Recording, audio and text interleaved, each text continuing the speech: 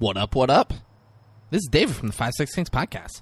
And guys, like, every time you think Subway can't get any better, can't get any more amazing, they prove you wrong. They always have, they always will. Subway is now, so I think it's only in Colorado right now, maybe only in like Colorado Springs. But they now have bread that Tom Brady can eat. Guys, I've lived my entire adult life, for sure, like most of my life, knowing that Tom Brady does not eat bread. He does not, he will not, he cannot. And now Subway's like, no, we got the bread for you, Tom. And Tom eats it. There's no carbs, no sugar, no gluten. I don't know how they're fucking doing it, guys. They made Tom Brady bread.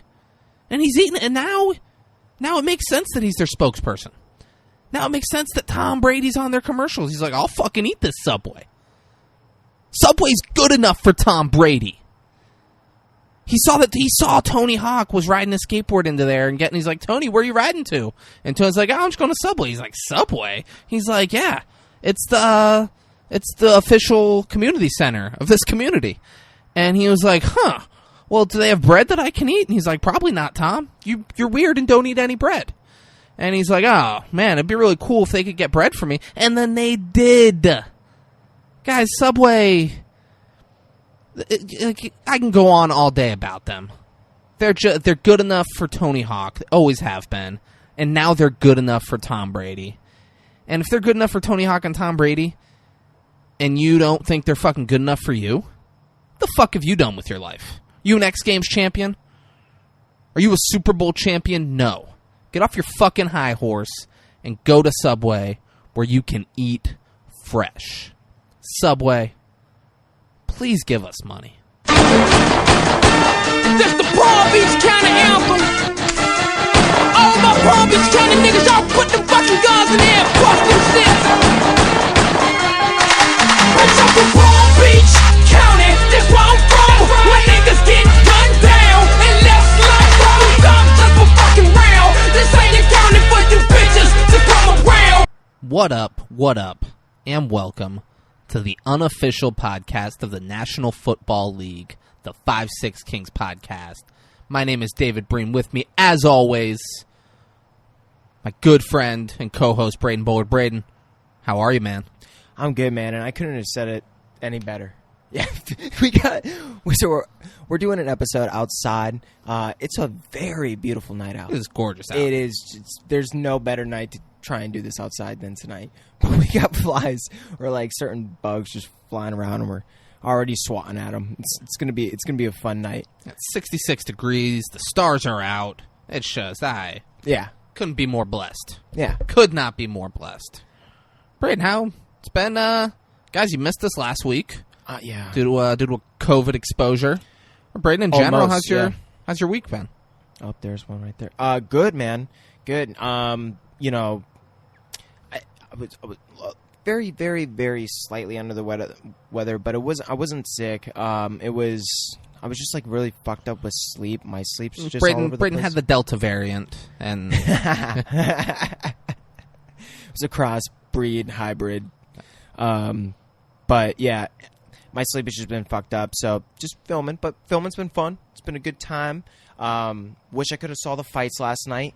God, what a card. Saw some of them from YouTube, even though it's like shitty quality and stuff. But man, I'm jealous of you. How was the week for you, and how were the fights? The fights were good. Fights were great. Usman Colby.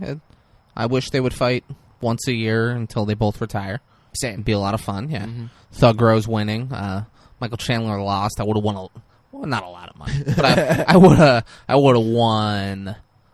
I parlayed those 3 fights, and I would have won a decent amount off of a $20 bet. So that would have been cool. Yeah, but it didn't pan out. Didn't pan out. Other than that, watched Florida State lose twice. Watched the Dolphins lose once, and then win today. Oh. In a lackluster performance against the Houston Texans, but a win's a win. Yep. I'm done, like, really talking about the Dolphins on this podcast. It's eating up a good bit of this show in general, and they're not worth talking about a whole bunch. Halloween. We recorded before Halloween, right? Yeah. Yeah, so I went trick-or-treating with the nieces and nephews. I pieced together a not great Johnny True Love costume. Oh. What is Johnny True Love? That's awesome. Yeah, and we were going to record that night. I was stoked. I was going to wear it to record here that night. Yeah. That's so Yeah. cool. Damn. I was going to just walk in and see how long it would take you to be like, the fuck you wearing? Like David's finally living. He's finally becoming who he really is. There we go. Put your boy in check. Yeah. Tell him what fucking time it is. That's right. Yeah, but all in all, it's good. Good couple of weeks, you Did know? you get a bunch of candy? My health is good. No, there's one point, this old lady who lives down the street from them, like, very much out of it. She was out in the road, kind of handing candy to people, and she went to hand me a small 100-gram bar, and I don't know why, but instinctively I was like, oh, no, thank you. And the second she turned, I was like, I wish I would have taken that 100-gram bar. Yeah. Who doesn't love a 100-gram bar? Man, 100-gram bars are great. I feel like I want to get you one right now. Will you? Yeah. All right, guys, Braden's gonna leave. I'm gonna stick here and just talk about the rest of my week. Obviously, this is most important. Yeah, go get 100 grand. Went to Chipotle today. Did a mobile order just before coming here. How'd that go? So I showed up probably 10 minutes late and went up to the counter. Wasn't where it was supposed to be for the mobile order, so I just went up to the counter. I showed the guy my thing and said, do you have a mobile order for David? He looked at it and said, yeah, they're making it now. And I was like, okay. And there was a big line. So I was like, whatever, they're busy. This happens. I waited another 15, 20 minutes before I went up. So right before I went up, a lady came in and she was angry. Not yelling, but she's like, my order's supposed to be ready at 5. And he's like, ma'am, I'm sorry, we'll get right on that. We'll get it done. It's coming right now. So I was like, no, fuck this lady. Yeah. I was like, mine was supposed to be ready 10 minutes before. And I go, like, hey, man, it's supposed to be ready at 4:50. I show him the thing, and he looks at it and says, yeah, sorry to disappoint you, but you're at the wrong place. See, and this Just like that. Sorry to disappoint you, but you're at the wrong place. Turns out there's another Chipotle very close on the same road that I was supposed to be at. Yeah. So I left and went to that Chipotle, and it was that's ready. Probably a common occurrence because there's Chipotles everywhere. No, I think I'm an incompetent sack of shit, and I should have paid. I've lived here my whole life, and I went to the wrong. I had the address. I had like on the map where it was, and I went to the wrong Chipotle. Yeah, that's on me. Right. Yeah, that's on me at the beginning. Yeah. It's on him when I showed it to him when I got there. He looked at it and said it was gonna be. Said they're making it now, and then his response later was just fucking mwah. It was just beautiful. It's a crazy way to talk to somebody. Yeah, that's Chipotle service for you, you know. Fucking the other Chipotle, I went in, got to the counter and said, "Hey, I'm here to pick up a mobile order for David." Not even kidding. The guy went,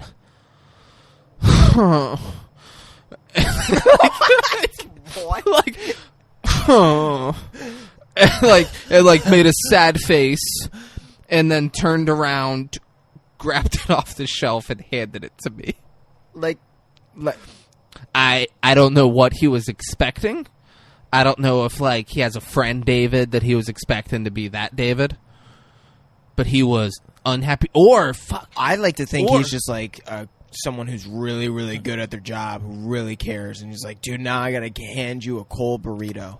What I hope it was is that past a certain amount of time, because it's supposed to be ready at 4:50. Yeah. I was like a half hour late. I'm hoping like it was if it's that was his if lunch. it goes over an hour, Yeah. you get the burrito. He was like, "Oh, this asshole isn't coming," because there's no way he went to the wrong Chipotle like a moron. He's just not coming. And then I showed up. He was so unhappy with me. Just hand me. He's like, "Here's your fucking burrito. Fuck out of here." But yeah, Well, how's the filming going? How much more you got? It's good, man. It's fun. We got 2 more days. 2 more days. I'm sure I'll have to probably go down there for like ADR work or shoot a couple extra And of scenes or course, something like that. I know what ADR work is, but like for the listener who might not know, you know, like you and I who are in the biz clearly know. What's that? It's basically like voiceover work. It's not like it's voiceover work, but not like typical voiceover work. So it's just when they might miss audio, or they need to just recapture your audio and pair it up to the video that they already have, which kind of sucks sometimes because it might not ever come out as clean, depending on like how the way it's shot. So you really don't want to be in that situation.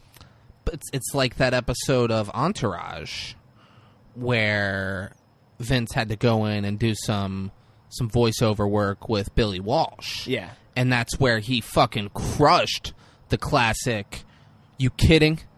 I am Queens Boulevard," where he just fucking nailed that line. Billy Walsh goes, "Bam! That's why you're a movie star." It's like that. And he's got that grin. Yeah, it's exactly like that. Yeah. All right. Cool. Yeah. Will you work in "You kidding? I am Queens Boulevard"? Regardless of whatever happens, I'm throwing it in there. Yeah. You should. The last 2 days of I don't care if you guys need to The- delete it. the last 2 days of filming, you need to insist, because like, what are they going to do? Reshoot everything? You need to. I can put my foot down. Put your foot down and be like, "I need to say the phrase, 'You kidding? I am Queens Boulevard,' or I'm walking off this." You set." know what? There's a part where we could throw that in. I'm already. There you on go, it. dude. Yeah. Dude, threaten to walk off the set if they don't let you say that line. Oh, dude, I'm gonna do it. Best case. I'm gonna do it. Yeah, thanks, David. Yeah, man. I'm just trying to help. No, yeah, I just want you to meet Juan Jones. you're helping bring art to life. Dude, that's what it's all about. That's It's all about bringing art to life. That's right, man. But holy shit, this movie.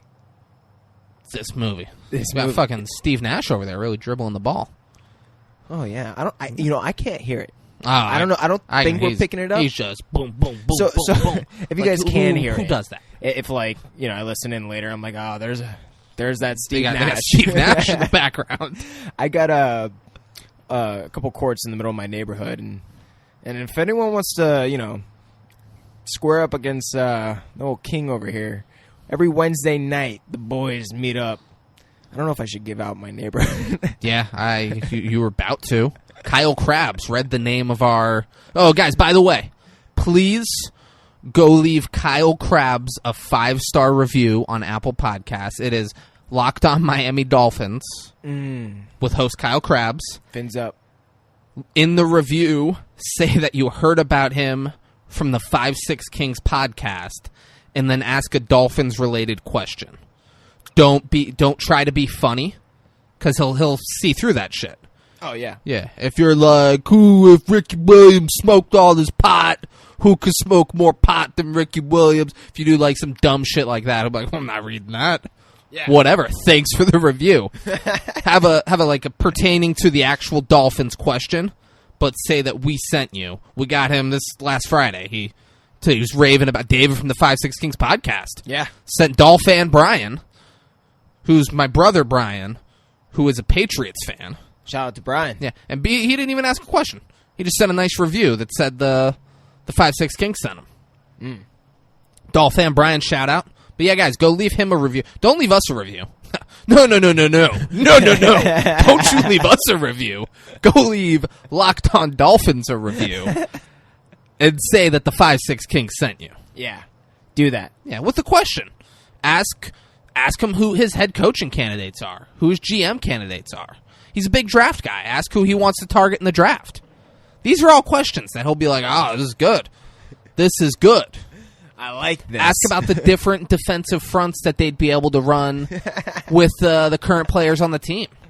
David is fucking ready. Ask him whatever. If you guys need questions. David's better become a fucking sports analyst. If you guys need Dolphins questions, just DM us at 5-6 Kings on Instagram. Yeah. I won't read them personally, but I will. Sure, David will. I will, absolutely. I'll read them. I'll give you great questions to ask him. All right, we jumping in this movie? I think we should. All right. I think Braden lives at... I can't see his address from where we are. But fucking Jake Gyllenhaal is probably about to expose me any second. Because he does in this movie Nightcrawler. Exposes you? Well, yeah. All right. Puts me on the news, just fucking gets some dirt on me. All right. Good on him. Yeah. Good on him. Be something he would do. Yeah. You know? What, we talking money or what? Should we talk money? Do we always talk money first? We go money, then we go review, then we go awards?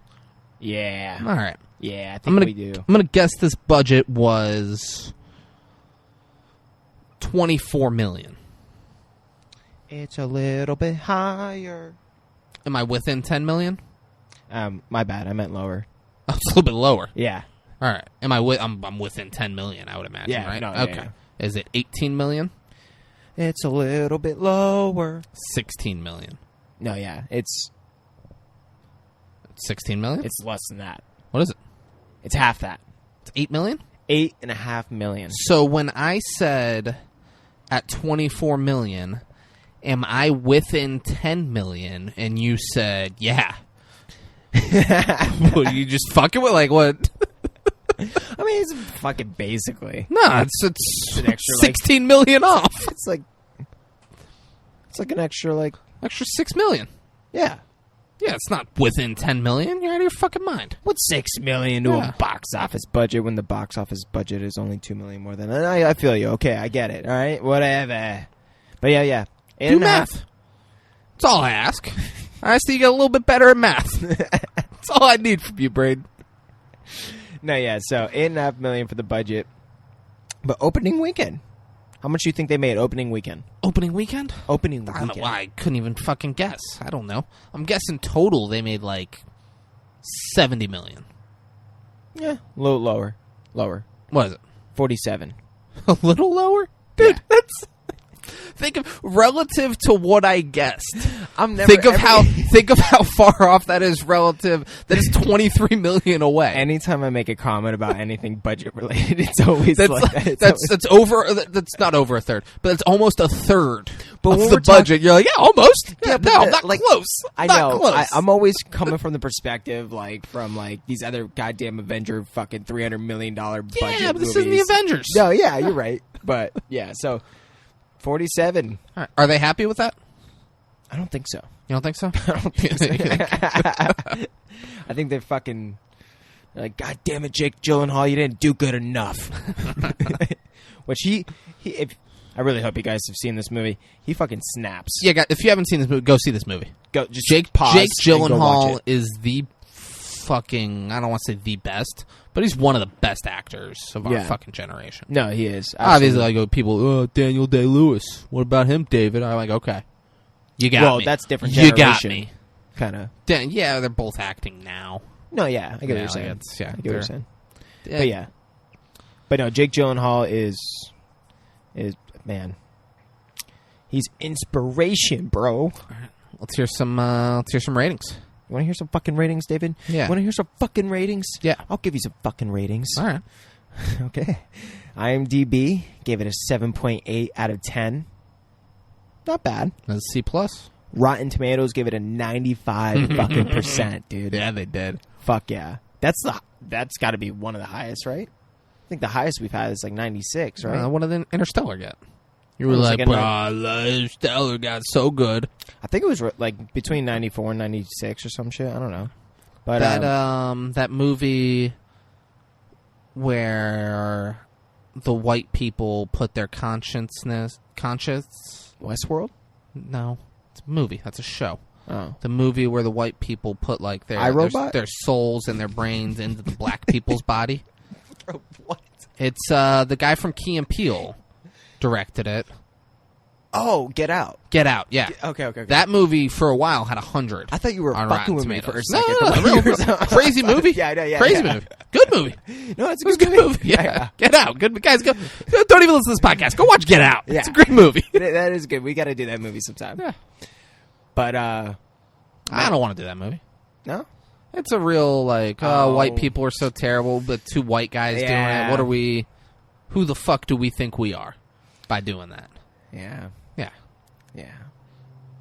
Yeah. Yeah. What'd Google say about this? Well, Metacritic gave it a Metacritic. 76%. That's a big difference from that Yeah. 95. I don't know the fuck Metacritic thinks they are, but Google users gave it a 90%. Yeah, they did. Yeah, Braden, they what'd you fucking give did. it? I give it 7.3. 7.3? 7.3. So you gave it worse than Metacritic. Why are you questioning Metacritic? Oh, man. Yeah. I'm not going to give it a 95. But I mean, you 9.5? said, I don't know who the fuck Metacritic thinks they are, and then you gave it a worse grade. Who the fuck are you? I gave it an 8. Nice. It's a very good movie. I would watch it again. Yeah. Yeah, I love Jake Gyllenhaal is incredible. Yeah. Yeah, I got no complaints watching this. No, yeah. I thought it was great. Man, now I've already gave it. Can't go back now. You give it a C-. Yeah. Should have given it like a C+. Yeah. Yeah. Or just better. You could have given it a 77. That's And what I then, was really and then your fuck you to Metacritic would have been valid. Yeah. God damn it, David. All right, whatever. We're moving on. We're Just a lone wolf over there, Brayden. Yeah. I'm wearing a hat, everyone, that says Lone Wolf on it. And it's got a wolf howling at the moon. David was already questioning. Before we did it, I was like, so I was going to wait to bring this up, but we're just taking too long to get started. Like, what's with the hat, dude? He's like, it's cool. I like the colors, bro. He's like, oh, all right. But no, he's like, you think you're a lone wolf? I'm like, yeah, I do. Is that how you view yourself? I got trust issues. I'm a lone fucking wolf, bro. Yeah. But, so, well, now we're talking about, people and fucking animal characters. Jake Gyllenhaal, he thought of himself as a starving coyote for this role. So he went and lost 20 pounds in preparation. Yeah. What does that mean? He thought of himself as a starving coyote? Like his character is like the epitome of kind of like a starving coyote, like a hungry coyote, like the way that he is like. All right, he's hungry. He hungry. He hungry. He hungry. Like a coyote though, so he like wanted. He just probably took some like psychedelics, saw him as a fox, looked in the mirror. It's like that book. Have you ever seen? Remember the books when we grew up, where it would show you like a kid transform into like a frog, and it would go through the stages. Yeah, I just resaw it the other day. When someone was showing from 90. Yeah, it's like a big 90s book thing where it would show like kids transform through like a series of like photos in sequence to like an animal, and it was just hilarious. I've never seen one of those books in my life. I'm going to show you at some point very soon. And you're going to be like, oh, now that you show me, I do remember. I promise, bro. When I show you, you're going to be like, oh, yeah. I'm going to know it? Okay. Yeah. All right. Yeah. All right. Yeah. It's wild. But yeah. Should we... Did he win any awards? Oh, yeah. Awards. I said he. As if Jake Gyllenhaal is the only option. Which, if anyone else won an acting award, that'd be something. Yeah. Maybe the news lady. Yeah. But that's it's a bit of a stretch. So, holy fucking shit, dude. 42 wins, 124 nominations. So and like, pause the podcast if you need to. If you need to, like, scroll through it. I will. But, like, any like, good ones? Yeah. Well, after much research, I have found that they have won 42 wins, and one of the best ones is the AARP Movies for Grown Up Awards for Best Actress in a Supporting Role, Renee Russo. There we go. Congrats to Renee. Yeah. But, those are the awards, and that's Nightcrawler. There we go. That's Nightcrawler, ladies and gentlemen. Subscribe on Apple Podcasts or wherever you get your podcasts. Follow us on Instagram. Send us email at 56kings@gmail.com. And, thanks for listening. Peace out. Bye. No. All right. So, Nightcrawler, are we diving into this shit or what? Dude, We're beyond on time. How long did it take us to get to this? Dude, 23 minutes. 23 minutes. That's it. That's all. So, we're opening. He's show in L.A., and, guy, it's just such a vibe. How they show L.A. and, like, the color. Not the same the vibe color as, and the like, music. Drive. It's such a vibe. I mean, it's definitely got some aesthetics. The whole time, I'm like, man, this movie's going to be such a vibe. Like, I'm just going to fucking vibe out. But it doesn't have the, the I'm playlist. I'm going to vibe out like watching. Drive does. I'm going to vibe out watching this vibey movie and just really feel the vibe, you know? Nah, David, you got to get the playlist for those vibes. But yeah, it's this is in L.A. That's what they're setting up. It's Jake Gyllenhaal driving around in his car, and they're showing a little bit of L.A. So Gyllenhaal, Braden's wrong. They don't show him driving in his car. First time we see Jake Gyllenhaal, he is cutting a chain link fence with bolt cutters. Yeah, but he's just cutting it. Yeah. And security guard pulls up. And you can tell the second you see Jake Gyllenhaal's face, you can tell you're like, oh, this guy's out of his fucking mind. He looks crazy. This entire movie, he is so fucking good at acting. Yeah, so he lost, like... He did the coyote thing. Yeah, he's lost 20 pounds. Guys, he looks like a starving coyote. That was the first thing. Yeah, you can't tell he's crazy. First thing I thought, I was like, man, is that guy a starving coyote or something? Yeah. Look at him. That's crazy. So, security guard pulls up, and he's like, what the fuck you doing? He's like, oh, I'm lost. I got turned around, a detour. Like, you're lost? Like, what are you talking? He's like, there's signs everywhere that say you can't. He's like, I didn't see those signs. Yeah. And the guy's like, we're missing a bunch of fence back there. Would you have to know anything about it? He's like, oh, no, sir. And the guy's like, let me see your ID. This is crazy. And Jake Gyllenhaal's just playing dumb. He's like, oh, man, you a contract employee? Yeah, I've always wanted to be a security guard. And he looks and sees the guy has a watch on his left hand. And then awkwardly, right, he's handing him his ID. Yeah. Very awkwardly, like, grabs him and, like, wrestles him to the ground. It's so weird, so awkward. Didn't look natural. Like, I wish that was, like, I wish, like, it makes sense for, like, setting up his character and shit like that, but I wish he would have had something, like some type of weapon or something. Like, he might have used something, but they just wrestle. All we see is him wrestle the guy to the ground. Yeah, that is all we see. I just wish he would have had a weapon then, because then it's like, dude, this security guard's probably bigger than you and, like, is ready, kind of like he's got a weapon compared to you, not, you know? Yeah. So I wish he would have just, like, pulled out like a fucking knife or something, you know? Like, if you're gonna do it, you know? Yeah. Instead, he wrestles him to the ground, and then we see Gyllenhaal driving away with a bunch of metal and fencing in the back of his car, and he's wearing the guy's watch. Yeah. So he stole the guy's watch. He has a bunch of stuff. And then he, like, shows up to, like, some job, right? And he's, like, trying to get... Yeah, he shows up to a job. I don't know. Shows up at a construction site. Site. He's selling all the metal shit that he stole to the guy. Oh, okay. But he's, like, trying to get a job with the dude. So let's see. They negotiate the price for a while. This guy knows that it's stolen. Like, the guy, he sets a price, and Jake Gyllenhaal goes, that's under market value. And he goes, yeah, but I know you didn't legally get this stuff that you're selling me. And then Jake Gyllenhaal goes, okay, in order to establish a business relationship, I'm willing to compromise on price. You have a deal. And then they do that, and Jake Gyllenhaal then asks for a job. And the guy's like, no. And then Jake Gyllenhaal's like, all right, what about an internship? I'm a fast learner. He's like, yeah, I'm a he's fast super learner. quick. If you talk to people, they say he learns quickly. He's determined. He's dedicated. Like, he's just so fucking weird the way he talks, his mannerisms. If you guys know me, you know, like, I fucking loved every second that this guy was on the screen. I was like, oh, he's so fucking great. Yeah. It's amazing. And the guy says, I'm not hiring a fucking thief. Get out of my office. Yep. Because, like, yeah, you're not going to hire the guy who shows up with a bunch of stolen metal he's selling to you. You're not going to be like, oh, yeah, I want you working for me. He's going to steal from the construction site. I get it. Yeah, makes sense. But, yeah, he kind of can't, like, deal with it. He gets, like, very agitated by that. Yeah, and he's just surprised. He's like, oh.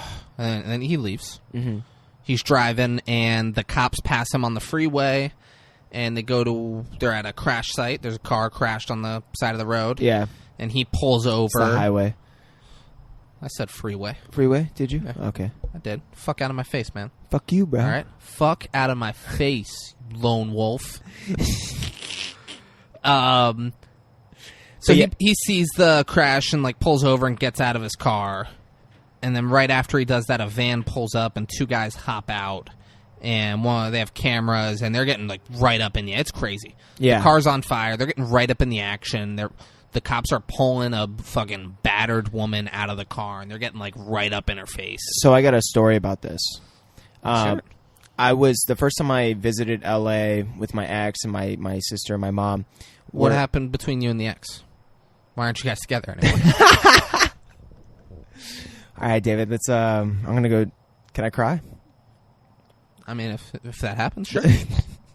So we're in LA, and we're staying right off of Hollywood Boulevard, and we're like Airbnb-ing this apartment, and me and my ex are like on the patio, and I hear like what literally sounds like a bomb going off, and just debris and like smoke in the air and stuff like that, and like I could see it from the corner of the street on Hollywood Boulevard, right? Like literally, I felt it like through my building. So I run down. Real quick, what an Airbnb on Hollywood Boulevard run, you guys? You remember? Oh yeah, that shit was expensive. Okay. Yeah, I think it was like $2,000 for a week. That's fucking wild. Yeah. All right. So, yeah. All right. Yeah. Continue with the story. So we run down, or I run down, and this is the craziest thing I think I've ever seen in my life when it comes to just human beings. There is a car smashed into the very corner of the building with a woman on top of the car. Her head is like slightly in the windshield. There's like blood everywhere. She's like fucking in shock. Her daughter is next to her. She's like 20 or something like that. And she's on the side, like right off the corner of the car, right next to the building too. And her leg's all beat up and stuff like that. And I'm the first person. So I'm not the first person. There's 30 people surrounded them, like a literal circle with their phones out. Right? This gets crazier. I run up and I'm like, I push through the people and I see this just happened. No one's helping. Everyone's got their phones out and they're just recording. I start trying to aid to the girl on the side of the car, the daughter, and I start like yelling at people to go get help. And then like some people ended up going and running down and getting some like owners of some stores to bring like some supplies and stuff like that before like, obviously like the ambulance got there and stuff. One other person ended up helping, but as this is happening and we're trying to aid to the people, I swear to God, I kid you not, a news camera person and reporter come up and like a big camera, for obviously for the news, and they literally get just like in the scene, as close as fucking to the point to where I like almost got fucking physical with them. I literally got up, cursed them out, like pushed the fucking dude away with the camera, and was just like fucking screaming at them to get the fuck back, basically. Because this woman is awake and her head is in the windshield, and she is like, she doesn't know if she's dying or not, and they both survived. But was there a person in the car?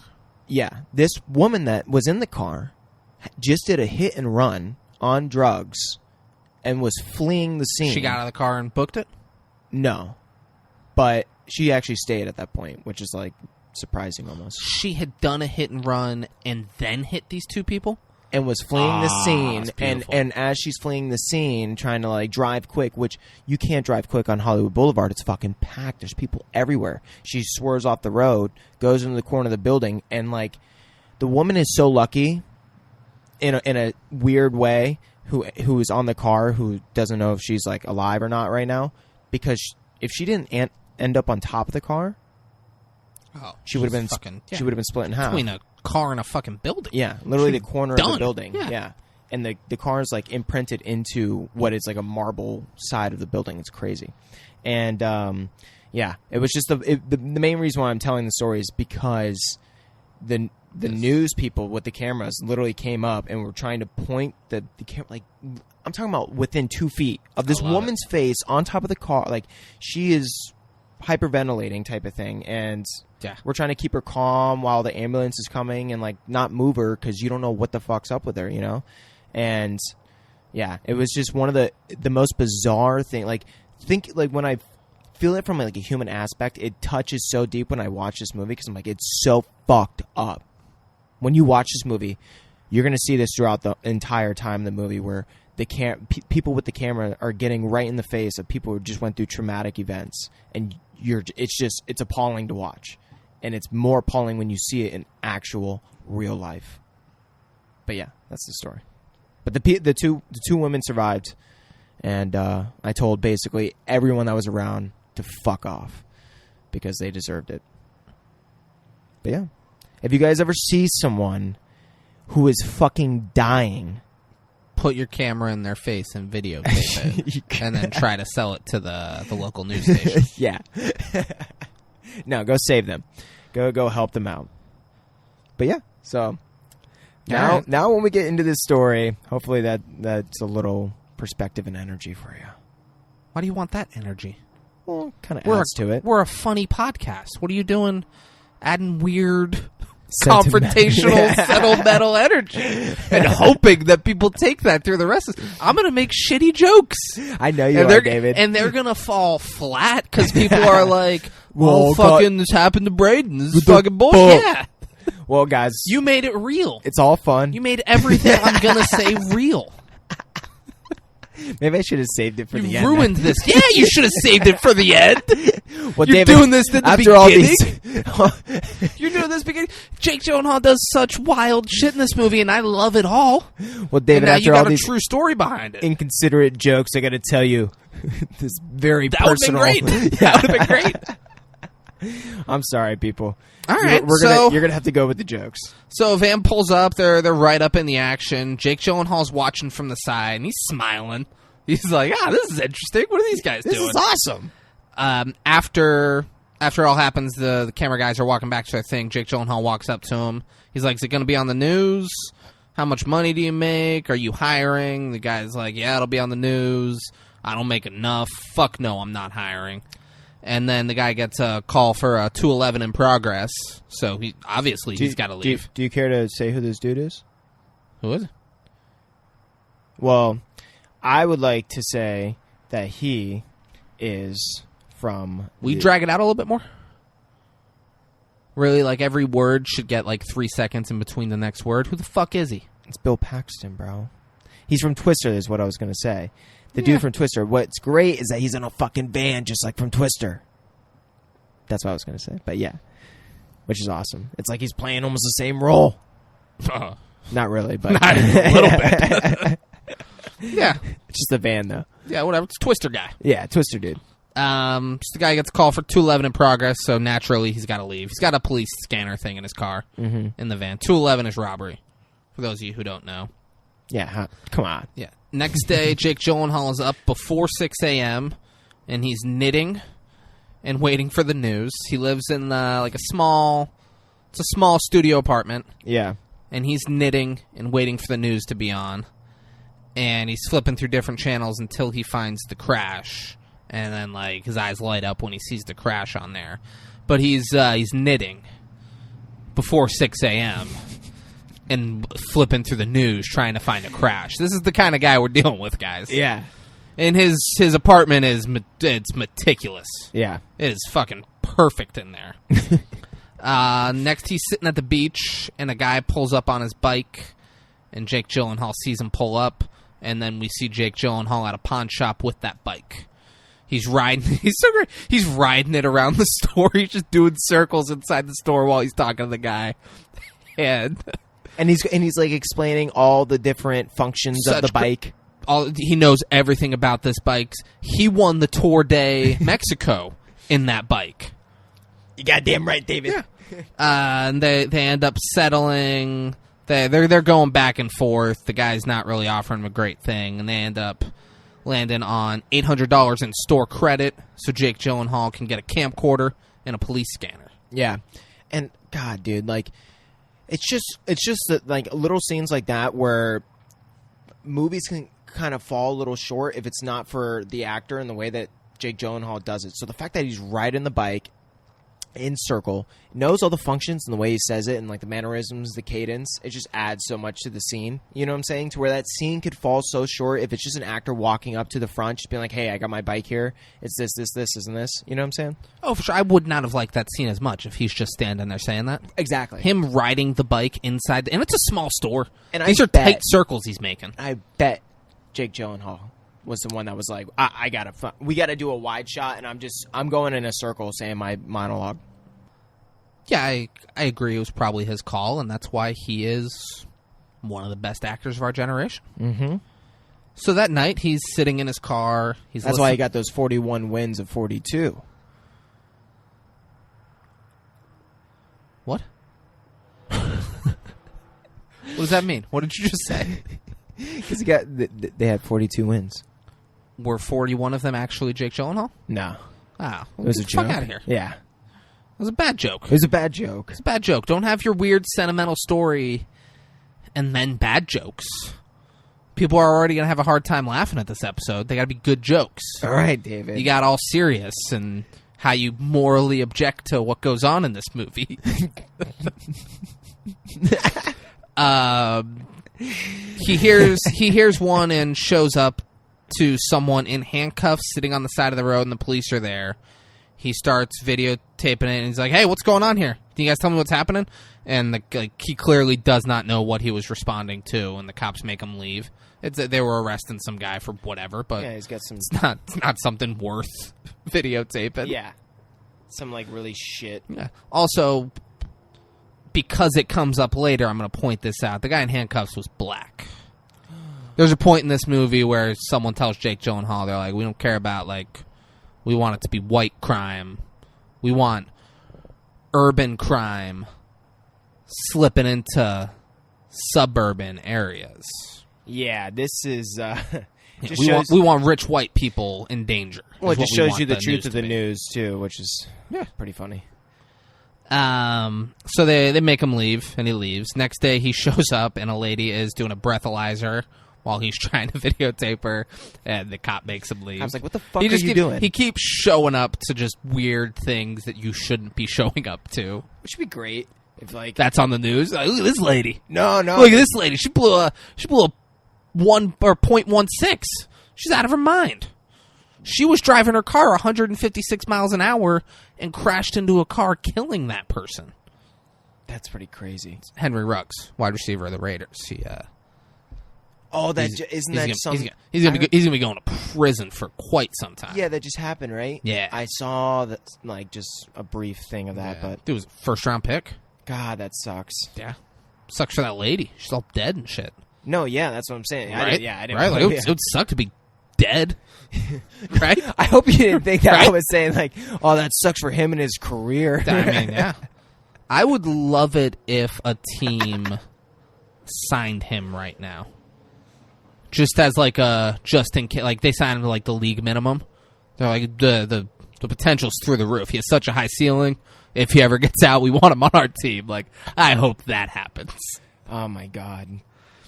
Next day, he gets a call for a 211, and he shows up while the medics are treating someone injured. Yeah, because he, like, studied what all the different, like, numbers mean or codes or whatever. Yeah, at some point. Sorry, I'm looking. I thought that was later, but I don't know if I have that written down I think it was anywhere. when we first saw him at the apartment. I think he started doing that or something. All right. Like so the he's- night after the... Yeah, so he gets a 211 and shows up. There's someone injured, and another guy's filming it. Jake Gyllenhaal gets way closer, and then they make... yeah. like that guy's standing back a little bit. Jake Gyllenhaal just fucking walks around, gets right up in the business. The way that guy that I said in the story is like the exact... Like, that's how close. Just for reference. The way which guy? The guy I was saying in my story. In, like, real life. Like, how close... How close Jake Gyllenhaal got? Yes, that's what I'm saying. Like, that's how close. I believed you. Quit bringing that story up. No, yeah. It's a bummer of a story. It is. But just for reference. It was like good story, right? but a bummer. It is. No, for sure. No, it's not. It's a good story. She survived. They both survived. And the Yeah. criminal got caught. Yeah, but so like the criminal, the poor woman who suffered from drug addiction. Hopefully, she got the help she needed. That would make this a better story. Well, she did a hit and run. I don't know what the state of the person was in the hit and run, and then almost you killed two women. said when you listen to this back, you said she was on drugs. No, I'm saying the hit and run, like the person she hit initially. I don't know what state they were in. I don't know how bad the accident was before that Who accident. knows? Yeah. This lady is she's addicted to drugs, and I hope she gets the help she needs. That too. I hope she got it. I hope she's doing all right. Definitely needs consequence. Yeah. Regardless. She's not a criminal though. Still a criminal. Yeah. Yeah. She committed a crime.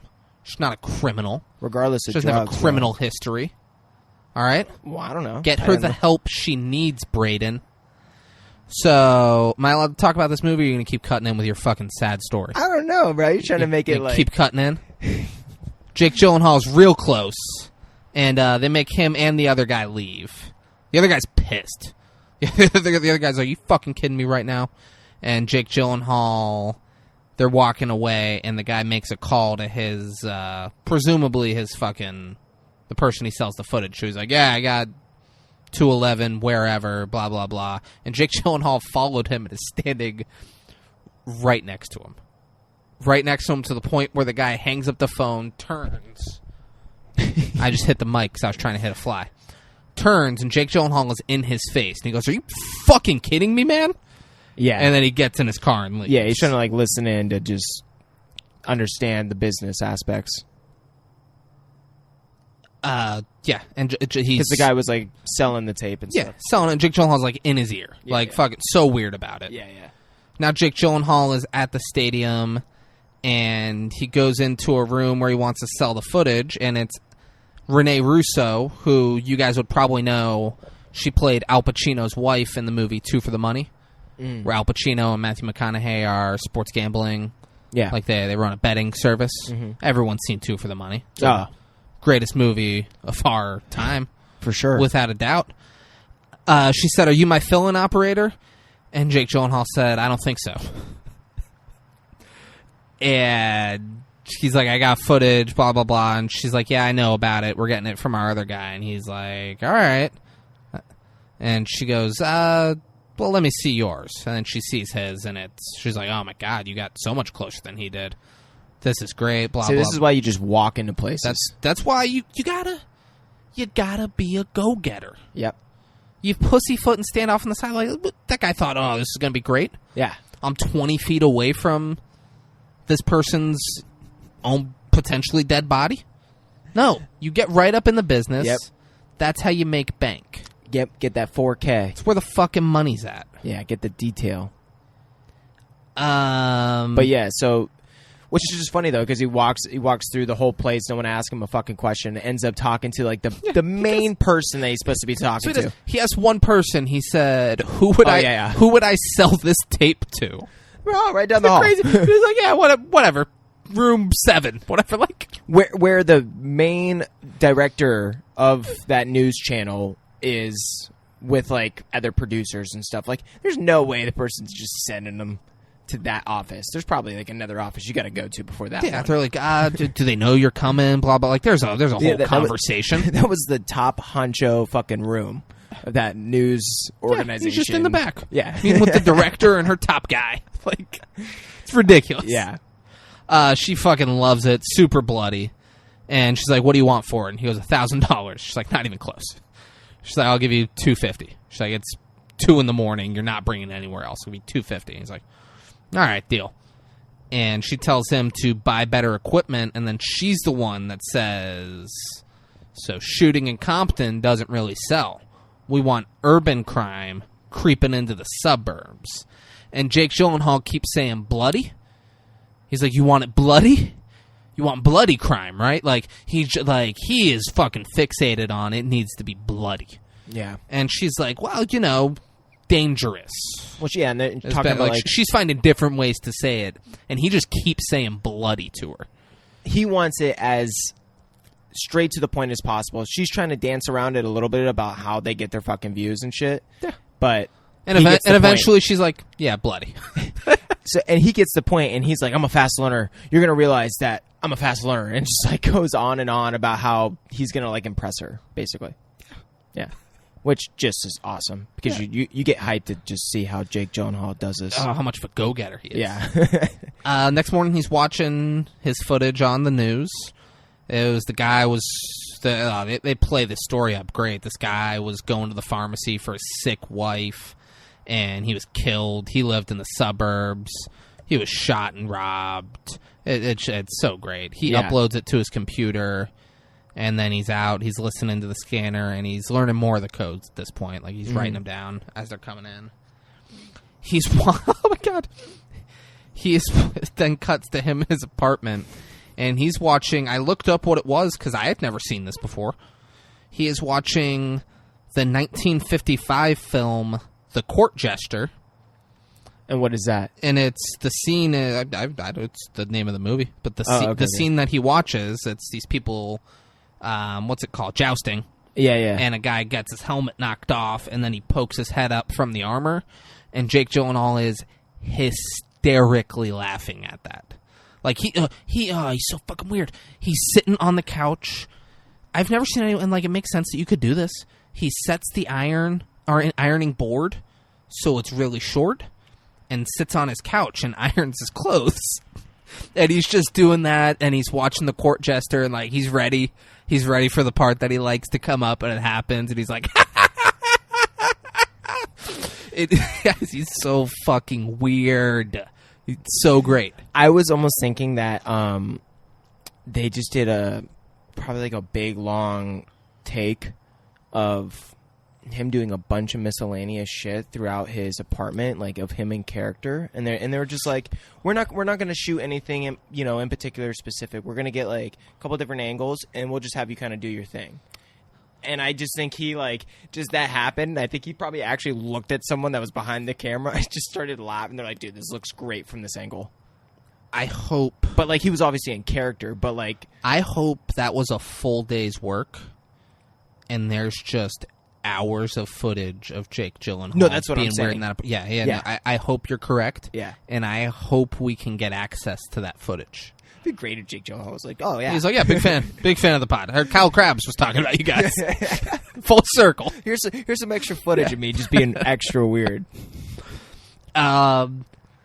So now he's at a restaurant, and this guy comes in. He meets him, and this guy is interviewing for a job.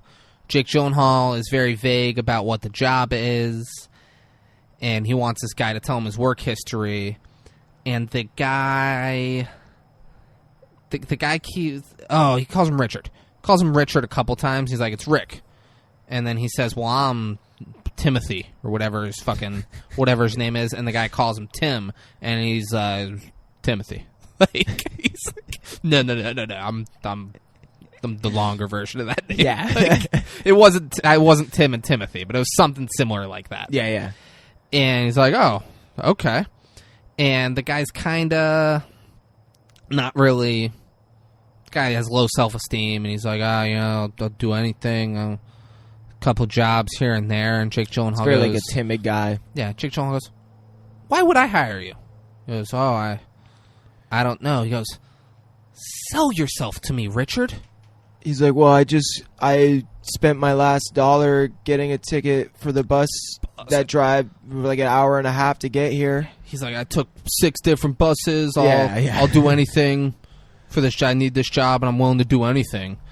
And Jake Gyllenhaal tells him it's an internship, but it's not uncommon for him to hire his interns to full-term positions. This is the new thing. He's never had people work for him before. Yeah, he's like, but it is not uncommon for me to hire someone who's a real go-getter, shows initiative. He's so... God, I wish we did this the day after I watched this fucking movie. Because, like, he is so weird. There's so much just weird shit he says. He's so to the point. Yeah. And Rich is like, I need to be paid something. He's so dialed in. And Gyllenhaal, she's like, okay. That's $30 per night work. And he's like, oh, yeah. And they shake hands, and he's like, all right, welcome aboard. Yeah, so, and it's like, this is, I think, for the time period they're shooting is like probably 2000s or something, right? Yeah, it was like 2013. Yeah. So it was like in modern day. That is not a lot of money for him to be like, oh, great. Oh my God. Yeah. And, so I was about to say, where's he live? Like, what's his rent? He is homeless at this time. And Jake Gyllenhaal goes, turning tricks? He's like, no, I'm straight. He goes, wasn't a question. Or no, you're turning tricks. And he goes, no. He goes, that wasn't a question. And the guy goes, no, I'm straight. He goes, lots of straight guys do what they have to make money. like just like that, like matter of fact. He's like, no, you're having sex with men on the street for money. I get it. Yeah, no, you don't need to go any further. Yep. That's what you're doing. Yep. So let's moving on. And like it's just, and the guy just like he just accepts it. So I don't know if he was turning tricks. I don't know if he's just so timid and beaten that he's like whatever Jake Gyllenhaal needs to think about me. Yeah, I don't know, because he doesn't really give the impression of someone that is doing that. He just seems like someone who is down on his luck, impoverished, and timid. He's not very like. He doesn't look like he could fucking suck a dick or some shit. I mean, he could. Dude, anyone can suck a dick. If you push them far enough, they'll suck that dick. Don't you worry. So suspect. But he's just like he doesn't seem intelligent. Like like, I don't know if they talk about his education. I'd be shocked if they were like, this character graduated high school, if that's what they were going for. Oh, yeah. I think, like, he's one of the dumber people I've seen in movies. Yeah. Yeah, almost as dumb as Adrian Brody in The Village. Not quite that level, but he's up there. So, Jake Gyllenhaal and his boy. I call him his boy. Are you comfortable with that for the rest of the movie? I can't believe you just I don't call him. I mean, dude, I make terrible jokes all the time. I can't have you be out of breath, backing away from your microphone when I do it. Because I'm just picturing Adrian Brody just at the dinner table. Yeah. What you just did was way more offensive. Yeah, no, it was. You grunted and did the hand thing. Oh, bro, what are you talking about? Adrian Brody won awards for that shit, bro. If he could do it, so could I. No, he was told to do it. You're choosing to do it. He was paid to do it. He's like, this is what the character calls for. I'm impersonating his character, David. So Jake Gyllenhaal and his boy are sitting in the car, and Gyllenhaal's teaching him the scanner codes.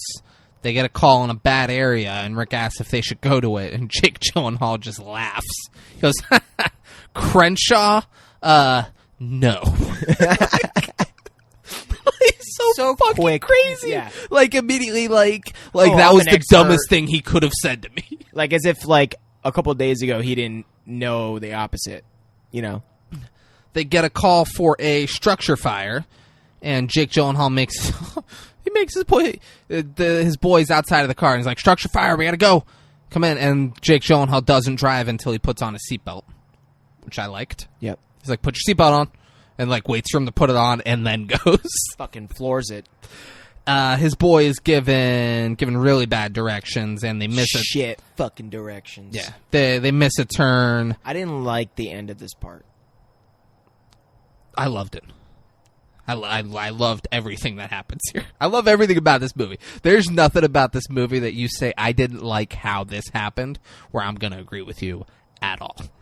I loved everything that happened. Dude, so they're driving, and he's like, you gotta make a right here. And he's like, you're saying it. What's his name? What's the character's name? His boy. His boy. Yeah. His boy. He's talking to his boy, and he's like, you gotta be quicker than that. You need to tell me quick, fast, precise. And he's just like being very quick. You didn't like that? No, I did like that. Okay. Yeah, That was so great. Yeah, I like that. And that's not the point.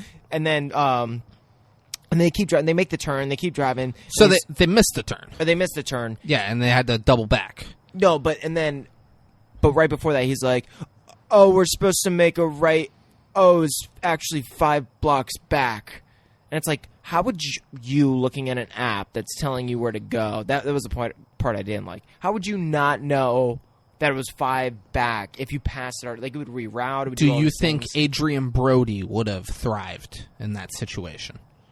His just think character in The Village. It wasn't the character. Yeah. It was just the writing. It was how fucking dumb this character is. Yeah, I believe he would have fucked up. You believe somehow he's still looking at the phone as it's telling him otherwise, and he's like, "Oh wait, Oh yeah, all right, absolutely, I believe that. I would have been had they made it on time.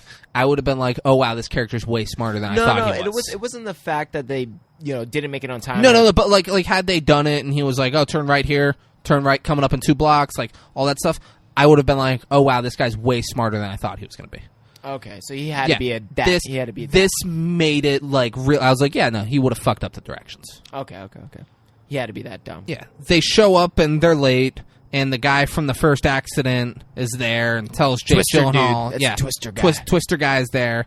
Tells Jake Gyllenhaal he's a lifetime too late, and it says, "Nice camera." Now Just razzing, little yeah. competitive razzing. You know? Yeah, exactly. Jake Gyllenhaal then looks at his boy and says, "I wasted $5 in gas getting here. Or is that not a lot of money to you?"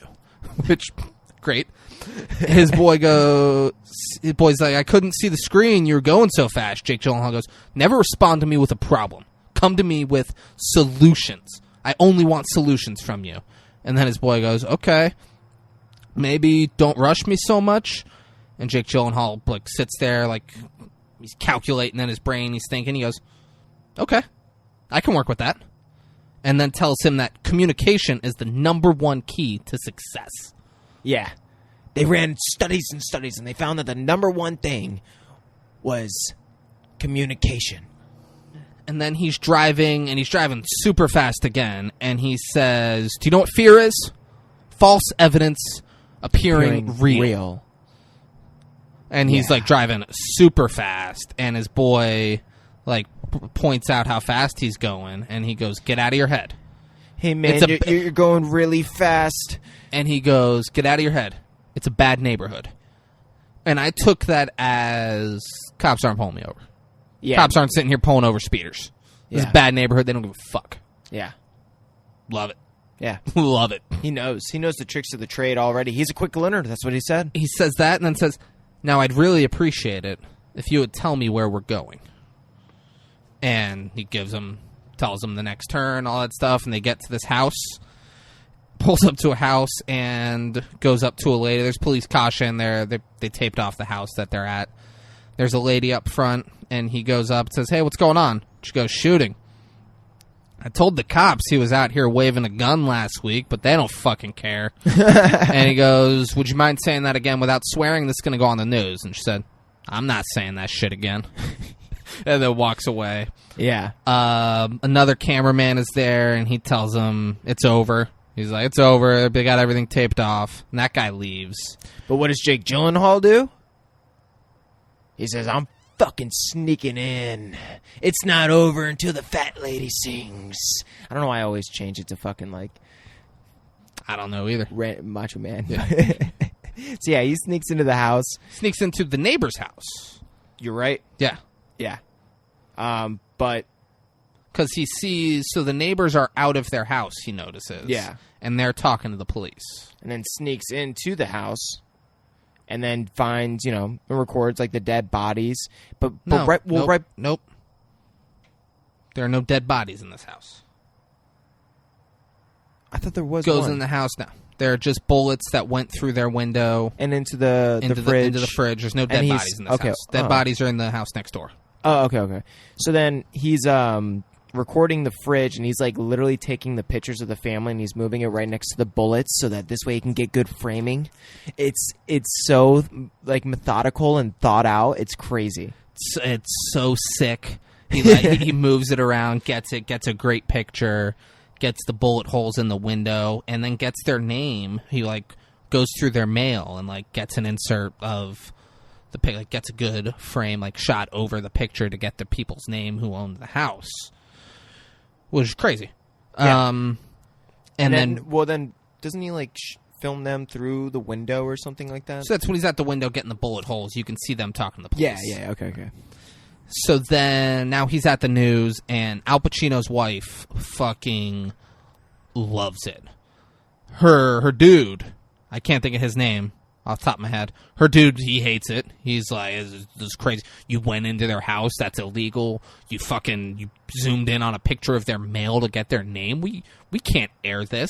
She overrules it. She's like, yeah, okay, yeah, fuck you. Yeah. Fuck out of here. We're doing it. And then her and Jake Gyllenhaal walk off. Jake Gyllenhaal tells her that he really liked how clear she was. How she was really putting her foot down and being firm. And he says that being clear with your objective is more important than trying to present your ideas in a non-confrontational manner. It's like, dude, you got to learn the hard way. And Jake Gyllenhaal has. And she's like, oh, have you worked in office? He's like, no, never. Oh, he says, like, never officially or never physically something. He's like, but I took a business course online, and the professor always told me that the keys to success are, and, like, he just has, like, just shit that he's memorized from it, but says it in such a way to where you're like, this guy's out of his fucking head. He is fucking crazy. It was like a dude who would probably just go and murder a bunch of people, but instead he's like, you know what, I'm going to do this for a living. Yeah, he found this. Yeah. Great. He's super weird. And he tells her, he talks about the business school, and he says that TV news is something that he loves, or he can see himself loving and being good at. And she's like, that's great. Yeah, it's super awkward, super weird. She leaves, and then he goes and sits at the anchor desk and like just looks into the camera. Kind of like caresses the chair. He watches his footage on the news again and uploads it. Then we have a montage. You can tell that he's crushing it. Starting. They're just killing it now. Him and his boy. His boy. And like you see like just a bunch of different crimes, bunch of different stuff. He buys nicer equipment. He buys a red Mustang. Yeah, I was just about to say now. Sick stang. He's got a fucking dope car. His boy kind of looks less poor too. But David, this just adds to the vibe and the aesthetics of the overall film. Such a vibe. Yeah. Dude, it's such a vibe. I mean, we're talking about LA vibes here. Guys, if you want a vibe, this is the movie for you. Yeah. This is a vibe. His boy looks less poor, and he's pumping. Hate you, David. His boy's pumping gas in the Mustang, and then gets into the car, and Jake Gyllenhaal is leaning up on the hood, and then goes around and looks in through the window, tells his boy he's pleased with how he's progressed in the job so far. However, you just spilled gasoline on my car, which will ruin the paint. I need you to tighten up on that, because I will fill your position, if you fill it up again, fucking it up. He says, which is so funny. He says, however, you just spilled gasoline on my car, which will ruin the paint. I need you to tighten up on that, because if you fill it up like that again, I will terminate you immediately.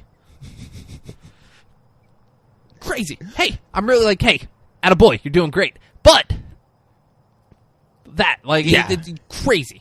And when I saw that, I was like, really? Did he? I replayed it. I'm like, I didn't see a fucking drop fall from the fucking... John, you don't have that vision, all right? You're not as focused. I played it frame by frame. You're not as focused as Jake Gyllenhaal's character. Yeah, you're right. His eyes are fucking popping out his head. So they then get a call to a crash with injuries in a good neighborhood, is how they describe it. So they book it over there. Jake Gyllenhaal beats the cops. There's a guy there who's on the phone with 911, and Jake Gyllenhaal is like getting in his face, distracting him, asking him questions. The guy's like, I don't know, I'm on the phone with 911. Get the fuck out of my face. Jake Gyllenhaal goes over to the car, and there's a guy. The guy fucking screamed at him, too. Oh, he's like, get the fuck away from me. Yeah, played it perfect. Like, whoever that dude was. That dude was you, dude. This was your scene. Like this. Yeah, I imagine he reacted the way you reacted to cameras being there. Yeah. Like, he's like, get the fuck out of my face. That was when I was like, yeah. He reacts how one would react to that. No, it was great. Jake Gyllenhaal goes over the car. There's a guy down outside, and Jake Gyllenhaal, like, kind of scans the area, looks up, sees, like, a little hill there, and then drags the body away from the car out in the open more, so he could go up on the hill and get a better shot. He's a real, cinematographer. Yeah, I imagine he got up and like zooms out and then comes in and gets the car. Like, I imagine it was great. I imagine it was top-notch work. Mm-hmm. But he drags the guy's by, like, grabs his ankles and just drags him across the ground, and then gets up and gets his shot. It's so wild. Because, like, what if the guy lives and was like, I remember being dragged. It's like, I was dragged at one point. Who did that? Yeah. and the fact that he could be bleeding, and there could be a trail blood. Trail blood, yeah. Just drags behind him. Yeah. Cops are like, the guy who called 911 is definitely, they look at him like, did you fucking move him? What happened? So, there was this... It's like, his camera guy showed up. He was over there when I got here. Yeah. What? Cops, medics, and other cameramen show up, and Jake Gyllenhaal leaves, and as he's leaving, dude from Twister guy, like, sees that he's leaving, and that, like, he's already happy with the shot he got, and the guy's like, fuck, son of a bitch. You got me. Yeah. That's what he sounds like. So they don't film. The other cameramen don't film. He's like, all right, let's not even waste our time here. Yeah. Jake Gyllenhaal he's at the news station, and he's commenting on the news anchor's wardrobe. He says whenever he wears that gold, I could tell it's Friday whenever he wears that gold tie. Yeah. Which is just adding to his weird, like he's meeting with the director lady, and she's like, All right. Like, Well, they're making this like a very intimate kind of like personal between him and the news Al Pacino's wife. Al Pacino's wife. I called the director lady. I don't know what the fuck I was thinking. She's Al Pacino's wife. Yeah. In the movie Two for the Money, starring her, Al Pacino, Matthew McConaughey, Jeremy Piven's in it too. Oh wow, look at Yeah, that. it's a good little cast. Yeah, cool. But yeah, so they're having like a very kind of like intimate, personal. Well, Jake Gyllenhaal's making it intimate, but they're having a very personal conversation. She kind of does too. No, yeah. She hands him his check for the thing, and she goes, "You're going to be our lead-in." That's the third time this week you've been our lead-in. Yeah, David. Yeah. Say it to me. And then he asks if she likes Mexican food, and she's, oh my god, he's like, "You like Mexican food?" And then she's looking at him, she's like, "Is that blood on your shirt?" Yeah, and he's like, oh yeah. He's like, "Yeah, whatever." Super casual about it. And then he asks if she wants to go eat with him, and she's like, I'm pretty busy. And he goes, "Saturday's your night off." Just looks at her like matter of fact, like, "You're off on Saturday." And she says, "I don't want to fuck up our business relationship." Yeah. And so most of this conversation, they're both just looking forward, not looking at each other, by the way. And this is, he's looking forward. Because they're looking at the news anchors. Yeah, they're watching the news happen. And he's doing this. He's looking forward, not looking at her, and says, "What if by saying no, you fuck it up?" And it's just super, like, you could cut the tension with a knife. Just super uncomfortable, awkward. Yeah. And now shows him leaving the station, and the dude from Twister's out front. No, because she ends up saying something about, like, they say something about older women, like her being older or something like that, and I don't know exactly what the line.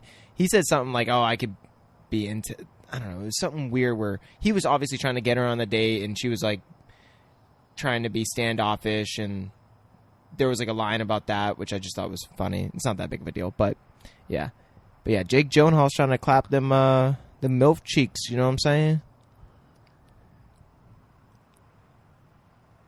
You gotta have the quote if you're gonna do that, man. I know. You can't just cut him with no quote. You're like, I think like something was said, like she's old.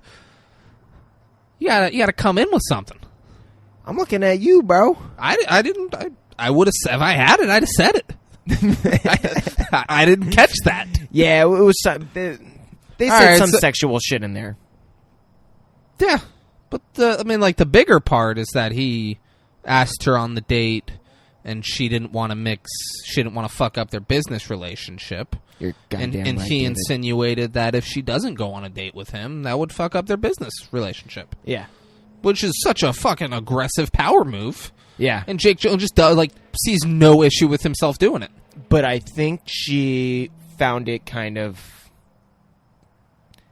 You don't think she found it any way attractive or anything like that? That really? You guys can't see. I have my eyes closed and I'm aggressively shaking my head side to side. Not at all. And we'll get there. We'll get to why I don't think she found it attractive or for him to pull his schemes, because it's what she does in a sense. So for someone to do it to her, we'll get there. Okay. You're a fucking psycho if you think she was into this. You're fucking crazy. Shit. So what? What do you? Okay, we will. They leave the station. So I'm not saying what she does in this movie is good.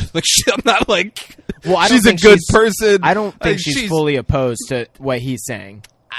She was trying to say though, like, well, he's outside. I can't do it. It's unprofessional. It's like shit like that. Like she was like almost down to do it. That's her answer.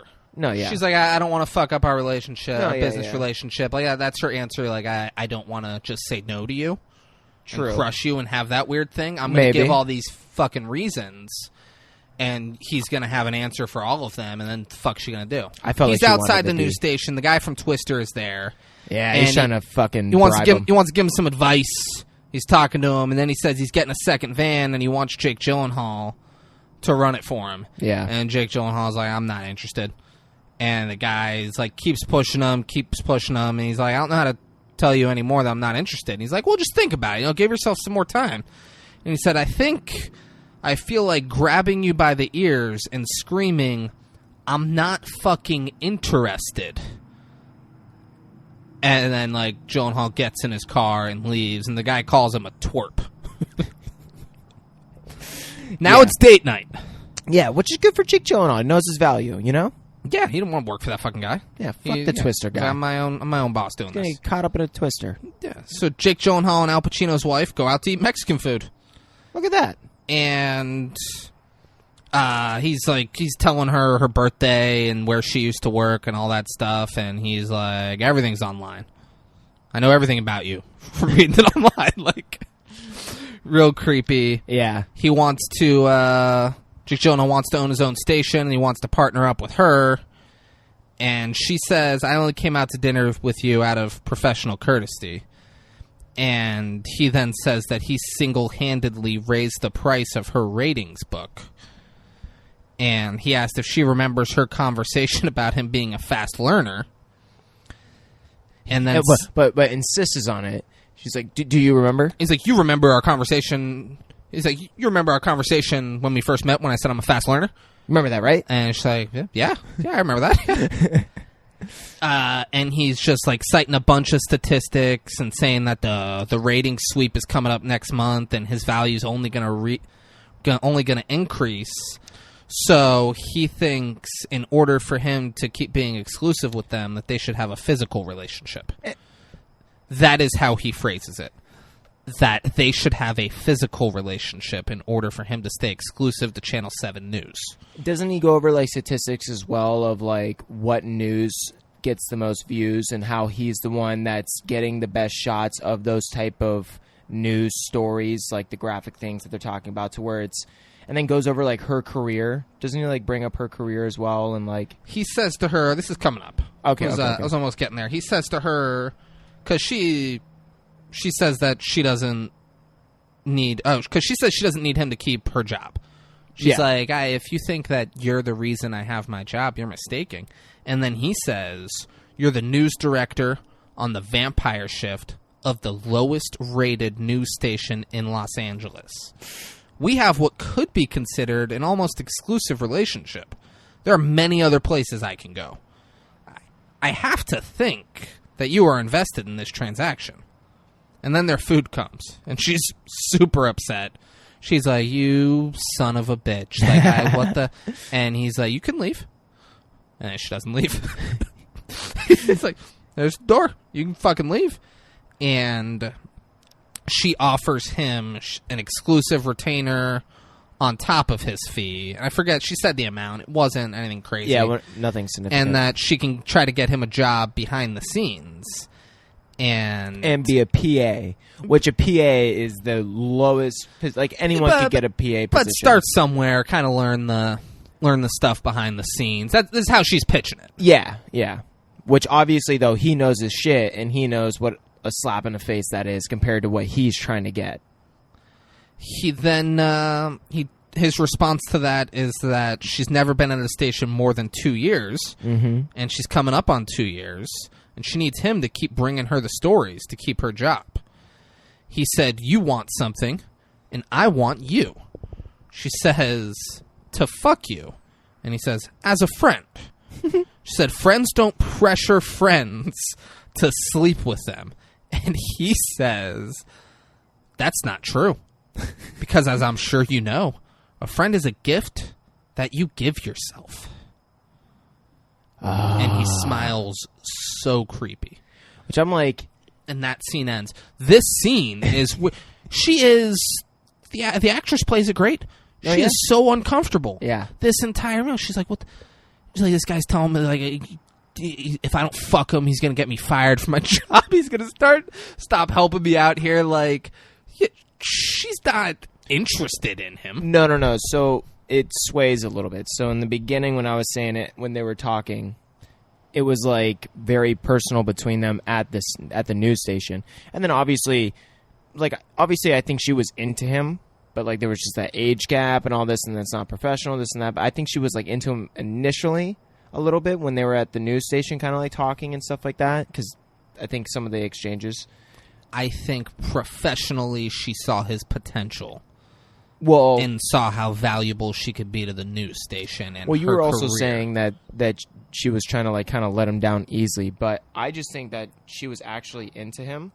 But obviously once when she went to dinner and the way he was acting, that changed. That's kind of what I felt. So I don't think there was a point where she was into him. I think he was an awkward guy. She seemed uncomfortable most of the time she was with him. But she's like, he's very good at this. Hey, if that dog doesn't shut the fuck up, I'm going to go there. I'm going to stomp it in. Stomp it in. Nah, I'm kidding. I love dogs, everyone. I think dogs should be on all airplanes and in all restaurants.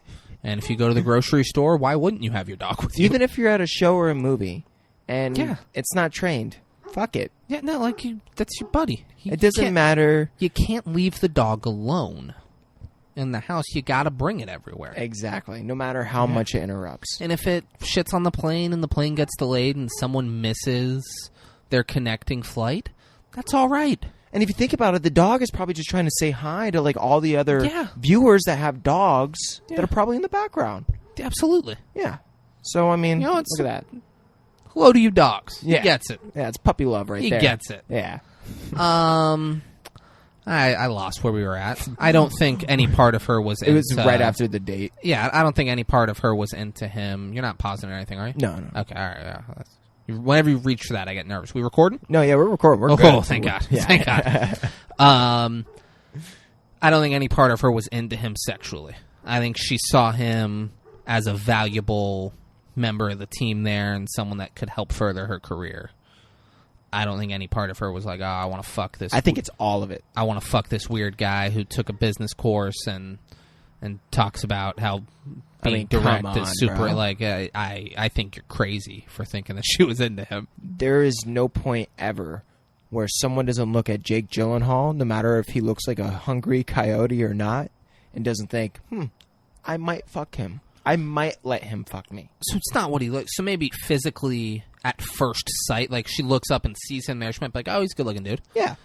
But the first conversation with him, there's no way she was like, I want to fuck him. She was like, this dude. You remember when you were like, oh, Marky Mark is autistic in Fear? Yeah. This is what an autistic person looks like. Jake Gyllenhaal, I would be shocked if this character was not autistic. Oh, really? You think he's all the signs of autistic? Yes. If you're a behavior specialist, also shout out to Marissa Geary with Sensory Station Therapy. They're opening up a location in Lake Park. Good on you, Marissa. Good on you. Congratulations. I Nice. wish you nothing but success. Yep. Marissa, if you're listening, go watch Nightcrawler and let us know. About that vibe. Let us know what you think of Jake Gyllenhaal. No, yeah. If you think I'm accurate in my description and what I'm saying of him. Yeah, I just think he's a psychopath that, found a career. The next day, his boy's giving him directions, and he tells him to go on a certain road, and Jake Gyllenhaal says, did you read my traffic memo? And his boy lies like, yeah. He goes, and Jake Gyllenhaal explains why in his traffic memo it said for the next couple of weeks the 405 is off limits and we need to reroute to the 101 or whatever. He says. So I expect you to says a take me bunch to of the streets. 101, to the E10, to the... Dude, it's fucking Yeah, like he hilarious. says exactly the route that he wanted to go, and the guy's like, all right, I glanced at it. Which is funny, though, because he already knew the route that he wanted to go, and he's expecting for this dude to, like, tell him the route that he already knows he wants to go. Like, he's just such a controlling, manipulative kind of fucking guy. He expects results out of his boy. Which is why I think the girl... He expects his boy to produce. So, at the same time, I agree with everything you said about his boss, the boss woman. She's not his boss. It's Al Pacino's wife. Al Pacino's wife. But I think a part of her is startled at the moment, but I think she's going to, she's controlative. You know what I'm saying? And I think she's going to end up like the aspects of the fact that he's like very... No, what controlative? Yeah. Like she manipulates and does whatever she can to get the views that she can, and he does what he can, and controls and manipulates so that he can get what he wants. I think there's definitely like a connection there between them That's why. So there's a connection between them. It doesn't mean she wants to fuck him. True. Like that's the big, like, I agree with all that. Nothing about her, though, has made it seem like she wants to have sex with Jake Gyllenhaal's See, character. David, usually I would be the one saying this with the trust issues, but I don't know. The way they kind of connected She's eyes. a woman, and you have a weird thing with women, where you're like, all women want to fuck all men. They should, if they didn't want to fuck that man, she shouldn't have left her house. You know, why'd she leave the house if she didn't want to fuck? That's you say that all the time. Like, I get it. That's your thing. That's the route you go. His boy then asks him about... David put shit on me all the time. His boy then asks about his raise, and Jake Gyllenhaal says, asking for a raise in this economy is impossible. And let's face it, you don't have any other offers. Yeah, and, you know, he's making $30 an hour. It's fucked up. No. Or $30 an hour would be night. sick. No, yeah, $30 a night. 30 a night. Yeah. They show up late to a plane crash, and the guy from Twister, he already has it, and he says that his second van's at another crime scene over wherever, and he says, "Welcome to the future," and then walks off. Al Pacino's wife at the station is pissed. She shows up. She just keeps yelling, "A stabbing in Corona? A stabbing in Corona? What about the plane crash? Channel 6 is going to have the plane crash. I got a fucking stabbing in Corona." She is fucking just laying into him. She is... I don't know where Corona is or how tame the stabbing was, but she is not impressed with the stabbing in Corona. And it's sweeps week. It is sweeps week, and you got a stabbing in Corona. So basically saying this is like the biggest week of her career to be able to keep her job, and that he promised her for them to come to some type of agreement. That is why she said, "You're gonna fucking deliver." Yeah. So they kind of made an agreement, obviously, and he's not delivering, and during the most important week of her career. And they had a weird dinner where he pressured her and is like, "I'm the reason you have a job. You got sweeps week coming up. I bet you need me for sweeps week." And he's fucking up during sweeps week. Yeah. So she's like, "I had to sit through that fucking crazy dinner for you to where you were out of your fucking mind for you to give me a stabbing in Corona." Are you fucking kidding me? Yeah. The next morning, he's in his apartment, and the news is playing the plane crash. And he goes and he looks in his mirror and screams and then breaks it. Not dissimilar to Channing Tatum in the movie Foxcatcher. Nope. When he smashes the window, or the mirror. With but his just head. screams into the mirror and then fucking smashes it. And it's it's like rated as one of like the best like meltdowns. It's like for like an actor, like it was on, great. Yeah. I was like, It's like a proclaimed thing that like as like a actor meltdown. His is like one of the best from that film. So pretty cool little fact. If you ever watched a bunch of movies and you're like, oh, that dude was that's a good meltdown. That's a good Jake Gyllenhaal's up there. Jake Gyllenhaal. Then we see him at that guy's van, the guy from Twister. He's just underneath. We see him at a house, and he's underneath it, so he does something to it, and then leaves, and just like walks off very casual. Like everything he does is just so smooth. Yeah. Except for when he wrestled that guy to the ground. Yeah. But other than that, it's been smooth sail. Yeah. Jake Gyllenhaal he's riding, and his boy's fucking up on the directions again, and Jake Gyllenhaal's riding him. And he tells his boy that he has a higher opinion of him than he has of himself. Jake Gyllenhaal then makes a crazy move, almost crashes, and then gets back in the lane. And his boy freaks out, and he's like, "All this for a fan crash? Who cares? Why aren't we at the rape like everyone else?" Which, story of my life. You know, why aren't we at the rape like everyone else? Yeah. You know, everyone needs to be at the rape. I'm at the van crash, you know? They show up at the crash, and it's the guy from Twister's van. Holy shit!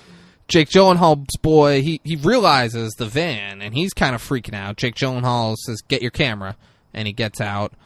Jake Gyllenhaal gets great footage, and his boy walks up. He's like, "Oh, dude, don't film that. He's one of us."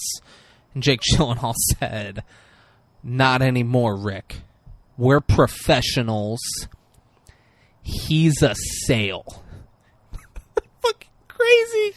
And then gets up fucking really close to when, so like the paramedics are like putting him in the back of the ambulance, and he's like on a stretcher, and he comes up and points the camera like over them and brings the camera like right into his face, and then you get a shot from the Twister guy's perspective, and he looks at the camera and he just like looks down, and you just see Jake Gyllenhaal's hungry coyote face just staring. Jake Gyllenhaal's not even looking at the camera. He just has the camera in there and he's staring at that guy in the face. Yeah, just in the soul. And he is rightfully terrified. Yeah. The guy's like dying. Yeah. Jake Gyllenhaal is then responding to 211. We got a was he responding to 211? I don't know. I can't remember. I can't remember if there was a scanner call or if it was just the alarm. It had to be a 211 because he wasn't near the house. He was responding to a 211, and he beats the police to the house. So he's approaching the house, and he hears some shots fired, and he ducks over in the bushes. As he's doing that, two guys get out of the house and get into a black Escalade. He films them getting in. He films their plate as they drive away. And then he is going up now. It's a fucking huge, beautiful house. He tells his boy to stay in the fucking car. Crazy big mansion. Does he tell his boy to stay in the car? Yeah. Okay. Crazy big mansion. It's humongous. He's going up to the house. There's a shotgun on the ground by the car. He goes in the house and he films multiple dead bodies, a trail of blood. He goes into a baby's room and films inside the crib, but we don't see inside the crib. No, we do. But we don't see inside the crib. We just see like the top part of the crib and that it's a crib and that there's a little carousel thing above. And just goes through tons of bunch of dead bodies, bunch of blood, and then he goes out. Rick comes in. Rick goes up to the house. He goes out, and Rick's asking questions, and Jake Gyllenhaal's like, "Come on, we gotta go, we gotta run." They're running, and you hear like the sirens getting closer and stuff like that. And Rick's like, what the hell happened? He's like, "I heard gunshots." He's like, "Well, then you should have taken some initiative and come inside." That's what I'm looking for in you, Richard. Just immediately, he just saw that crazy stuff, but he doesn't skip a beat in fucking getting on Rick's case. Yeah. Doesn't skip a beat. They get in the car. They fly past a police car going away from the house, and the police are coming towards the house, which I thought, why would the cops not stop him? Yeah, I don't know. Yeah, because they weren't driving the speed limit. They were flying in the opposite direction of the house as the cops were going towards the house. Why are they not like, "Oh, that's suspicious"? So maybe there is one thing, David. Yeah. Touche. Touche. He then parks on the side of the road and checks his footage, and he is fucking pumped. As pumped as that shotgun was. He is so pumped. There you go. He then walks into the station, and it's real late. Al Pacino's wife doesn't think he has anything. She's like, "I've been calling you all night. The least you could do is answer to let me know you got fucking nothing." Yeah, she was talking to producers right before that, where they're probably talking about how disappointed they are over what they got. And he says, he's like, I got something right here. She goes, "Why didn't you call it in?" And he said, "To increase your need and to improve my bargaining position."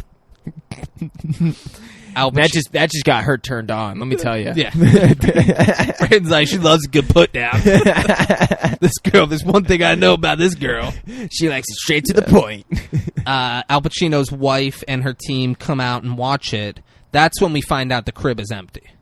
We hadn't seen it up until that point, and one of the PAs is like, "Well, I thought we still saw it from his perspective." She's like, "Oh my god, there's not a dead baby in that crib, is there?" No, but we knew that before. They were trying to make it seem like that to the viewers at home, to the news. They were like, because they said it to them. We did not know until this scene. I've never been wrong with this. No, I'm telling you. I have never been wrong. David, they can't. One of the reasons why is because they checked it beforehand so that they're not showing a dead baby. That's on what the I'm news. talking about. Yeah. We find out when he's in the back with the news team. We, the viewer of the movie. I'm pretty sure we saw it. We didn't. Dude, I've never been wrong when we've done this. Okay, all right. Every time. Okay, You spend like 5 minutes being like, I think you're wrong, Dave. That's never happened. I mean, I could have swore, but maybe. Do you want to pause this and we'll go look it up? No, it's okay. Best case scenario, we come on. I'm like, hey, guys, I was wrong. No. It's okay. It's okay. But no, yeah. So they. So I need you to say I'm right then. You can't say, because no, it's okay. Sounds like I just want to move forward. It's not important. No, yeah, you're right. There we go. Okay, but yeah, so. I didn't like the tone. I want you to say, David, fuck you. You're right. You're always right. He's always right, guys. And then. I didn't like that was a dismissive tone. No, it is dismissive. Screw you, bro. We're moving on. But yeah, they soak it up. They're like, soak it up. No, we're not even close to this yet. When the news anchors is... Yeah, they're not showing on the news yet. There is so much awesome stuff that happens before they go live on the news. Okay, yeah. This is the best part of this movie. Yeah. This whole interaction here Yeah. is why I love this movie as much as I do. Yeah. So this is where we find out the crib is empty, and everyone's in there. She calls in the guy, Frank is his name. She calls in Frank and the lawyer, and she wants to know if it's legal for them to show it. Or she's like, can we show this? And the lawyer goes, legally or ethically? She goes, yeah, ethically. That's what no, legally, obviously. Yeah. like, come on. Come on. And she So gets the green light if they block out the faces and don't give out the address. Surprise, surprise. Frank from before, who didn't want to show inside the people's house, he doesn't want to show this either. He's like, oh, we can't do this. How much did you pay for this? And then Jake Gyllenhaal says, the price hasn't been negotiated yet. Yeah, so and then we'll just blur out the faces and we'll show it. And then it's quiet, and Al Pacino's wife goes, can everyone leave the room? Because she doesn't own that yet. They can't show it because it's not hers to show. Yeah. And Jake Gyllenhaal says he wants $100,000. And then he says he wants $50,000. She offers him $3,000, and then he bashes Mexicans for a second. He's like, I got $3,000 for all those Mexicans that were killed by the food truck. This is 3 rich white people killed in their mansion, including a suburban housewife shotgunned in her bed. I know you, Nina. I know this is worth much more than you're offering. And then he threatens to bring it somewhere else unless she gives him $15,000. And his work is credited as by Video Production News, a news gathering service. He's now got a company with a name. Yeah, professional. We're so professionals. Great. Video Production News, a news gathering service. And he wants to meet the rest of the team and build relationships with them. He also wants to be paid the price. He also says, I want to be paid the price I asked when I asked for him. I want you to assume that if I come to you with a price, that is the lowest possible price that I was able to come to, and a lot of work went into me coming with that number. He says, and the last thing I want is for you to do things that I ask you to when we're alone together in your apartment. Not like last time. Ooh. So he's fucking her, and he wants to do something weird in her apartment that she is not down to do. But he's like, now, when we're fucking in your apartment, you're going to get as weird as I want to get. Or you'll be out of a job. Real fucking quick. He then he throws in the van crash for free, too. He's asking if they have a deal. And she, like, you could tell she doesn't want to do it. She's like, she seems like up against over a barrel. And then the next scene, we see her introducing him to the anchors and crediting him for his past work and saying he's got something good for them tonight. Blah, blah, blah. Like, I'm like, oh, Gyllenhaal is just fucking running the news scene. Yeah. Like, Gyllenhaal killed his competition, or at least took out his competition. Literally. And now he's taking over the station. Like, it's fucking wild. Yeah, and then, so, yeah, he's building up now his brand, and now, you know, and then he goes and gets introduced to the anchors, and, you know, like you said, asked her to bring up his past experiences, like the past things that he shot, you know, to the people, so everyone gets familiarized with him and his business and you know, what he's done before. Yeah, now they go live on the news, and it's all, we see him watching it from behind the scenes, and we see Al Pacino's wife directing it, and it's real like it's sick. Oh, It's just build fear and suspense. He's loving it. Yeah, he loves it. But it's sick. Like I imagine that's probably what news behind the scenes it normally is. It's just 100%. build fear and suspense. Like no, it is. So because it's all like we got the camera in the bedroom, and I just sure hope there's not a baby in that crib. Yeah, so like they know. So the anchors have like a earpiece, like it was. You're gonna have the director who's also gonna be telling all the different people in the news room to switch to what camera at what time, to do all these different things, to punch in on the video, all the shit. She's calling the shots, and she's literally making it exactly the way she wants it to be appealed. Yeah, which is just awesome. And the actress did great here. No, she did. Yeah, felt like someone directing awesome. the news. Yeah, like it felt very realistic. Yeah, it just shows how fucked up the news is. And they keep saying video production news, a new gathering service. Yeah. And Jake Gyllenhaal went in, he heard the shots and went in to see if he could help and found this. Yeah. Al Pacino's wife then gets a call, and we don't hear what they say, and then she looks at Jake Gyllenhaal and says, actually, he'd like to meet you. And then she hangs up, and there's a guy who's on site at the house. And the guy's like, guys, the police are fucking pissed about what you're showing right now. Like, they are not cool about this. And Al Pacino makes an appearance. No. Jake Gyllenhaal is like, tell them to call me. Video production news. I did it. I shot it. And Al Pacino's wife points out how like Jake Gyllenhaal's not wearing a mic or anything. Like that guy can't hear him. Yeah. like he's in the back room with them. Yeah. Like he's just screaming it from over the corner. It's just like, he can't hear you. Yeah, you're in the control room. How do you room. think this works? Yeah. Like, what do you think you're talking to right now? Which is funny because, like, it's an odd piece for his character in that moment because he's so well thought out. He's out of his element there. True. But you would think he would still know. But it's like in the beginning with showing up. He was showing up to crimes that weren't worth shooting. No, yeah. He's a fast learner. He doesn't know everything going in, though, but he'll pick it up. Yeah. He'll get this. Yeah. He's got it. The next day, all of the news stations are talking about the home invasion and the triple murder, and the police show up at Jake Gyllenhaal's house. And it's they're like detectives. They're not like uniformed police officers. It's an older white man and a younger black woman. And they knock on the door, and he answers, and she asks if they can come in. He says, why? She says, why not? He said, you want to? She said, yes. And he goes, sure, I don't care. It has like, the biggest smile. Aside and lets him in. He's so happy. He's like, you want to? Yeah, I don't care. That's Come awesome. on in. Yeah. So they go in. He says he saw two men leave, but he didn't. He's like, but they were just kind of blurs. I just like the figures of men. They were in an SUV. He's not telling them what happened. Yeah. He's saying I saw other people, so they don't think that he murdered 3 people and then filmed it. But he's not telling them the full story at all, not even close. And they have nothing. They said we're gonna need a copy of your stuff, and he goes, I was already planning on you coming, and like had a copy aside for him. It gives it to him. Yes, I don't know if well, I think you did say it, that he recorded them getting in the car, got their faces, and the license plate. Yeah. Doesn't tell them any of that, though. Yeah, so obviously he edited that out and then like gave them an edited piece that doesn't have any of that in it. Be great if he didn't, though. Yeah, just like he just hands him the normal one, and they're like, "What do you figures SUV? You're not sure? This is clear, and you followed the license plate. Yeah, what the fuck? What are you doing, lying to us and then giving us the proof?" But now that I think about it, the house that they were at is a I see where you're going. To where it should have cameras. They took the camera. They took the film, though.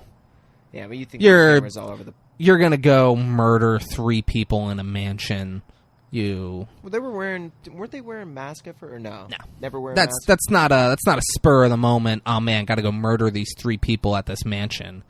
It was a planned out. I'm sure they took the camera film with them. Yeah, right. I would get away with it, Yeah. I have multiple times. Yeah. Whoa. So they leave. See how that catches up with you. How great would it be? We don't record. It's just you next week because I'm being questioned by the police. Guys, David wanted to be on this week's episode, but he can't be here because he's in questioning right now. Apparently, there was some shit that happened pretty close to here that fits David's description. So he's being questioned now. So I'll let you guys know what happens. That can't be the way you say it. Super calm and casual. You can't say that fits David's description. I don't know. I'm just saying, like, they got. Yeah, but if you say fits David's, then you're agreeing that I can't have you agreeing that it fits my description, dude. I'm saying what the cops were saying. You're a 5'6" king. I'm not saying. I'm a 5'6". Yeah, but you can't say it fits my description. You got to say the cops are saying it fits David's description. It's fucking bullshit. Yeah, David was with me whenever that happened. That was the second. Like, that was not coming up at all. You were going to be like, officers, I've been feeling for a long time that maybe David was doing some bad things. He always said some really get him weird off the shit street. to He's me. dangerous. Yeah.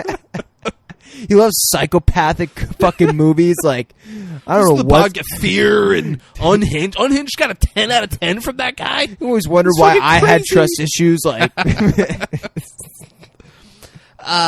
Jake Gyllenhaal then looks up the owner of the car from the triple murder. Later that night, he picks up his boy and tells him, "Dude, that, I got the triple murder, bro." Guy's like, "What? Really? You know the dude that murdered the people?" He's like, "Yeah, I think I do." Yeah, it tells him that and says that they're going to the house of whose car it is. And his boy's not cool with Yeah, he's like, "What the fuck?" at all. And then his boy... See, I could totally see David doing something like this to me, and then I'm the guy that's like, "David, I got trust issues. I'm not cool with this, bro. I can't do this." I said, Britton, this is the critical moment. Yeah. I'm promoting you to executive vice president of video news production. And his boy is like, "Whoa, what am I now?" And he goes, "You're my assistant." He's like, "Whoa, so that's like way bigger." Yeah. And Jake Gyllenhaal's like, "Yeah, it is." Yeah. But, and he says, "Does it come with a raise?" And Jake Gyllenhaal goes, "Pick a number." And he goes, $75 a night. And Jake Gyllenhaal immediately goes, "You got yourself a deal." And they shake hands on it. And then his boy goes, what about, like, more?" And Jake Gyllenhaal goes, "Not now." And then he's just driving, and then his boy goes, "I could have got more, huh?" And Jake Gyllenhaal says, "Absolutely." Which is awesome. He has $75 a night. So, like, he was making $30 a night. That's over 100% increase. Yeah. It's 150% increase in what he's making. That's great. Yeah.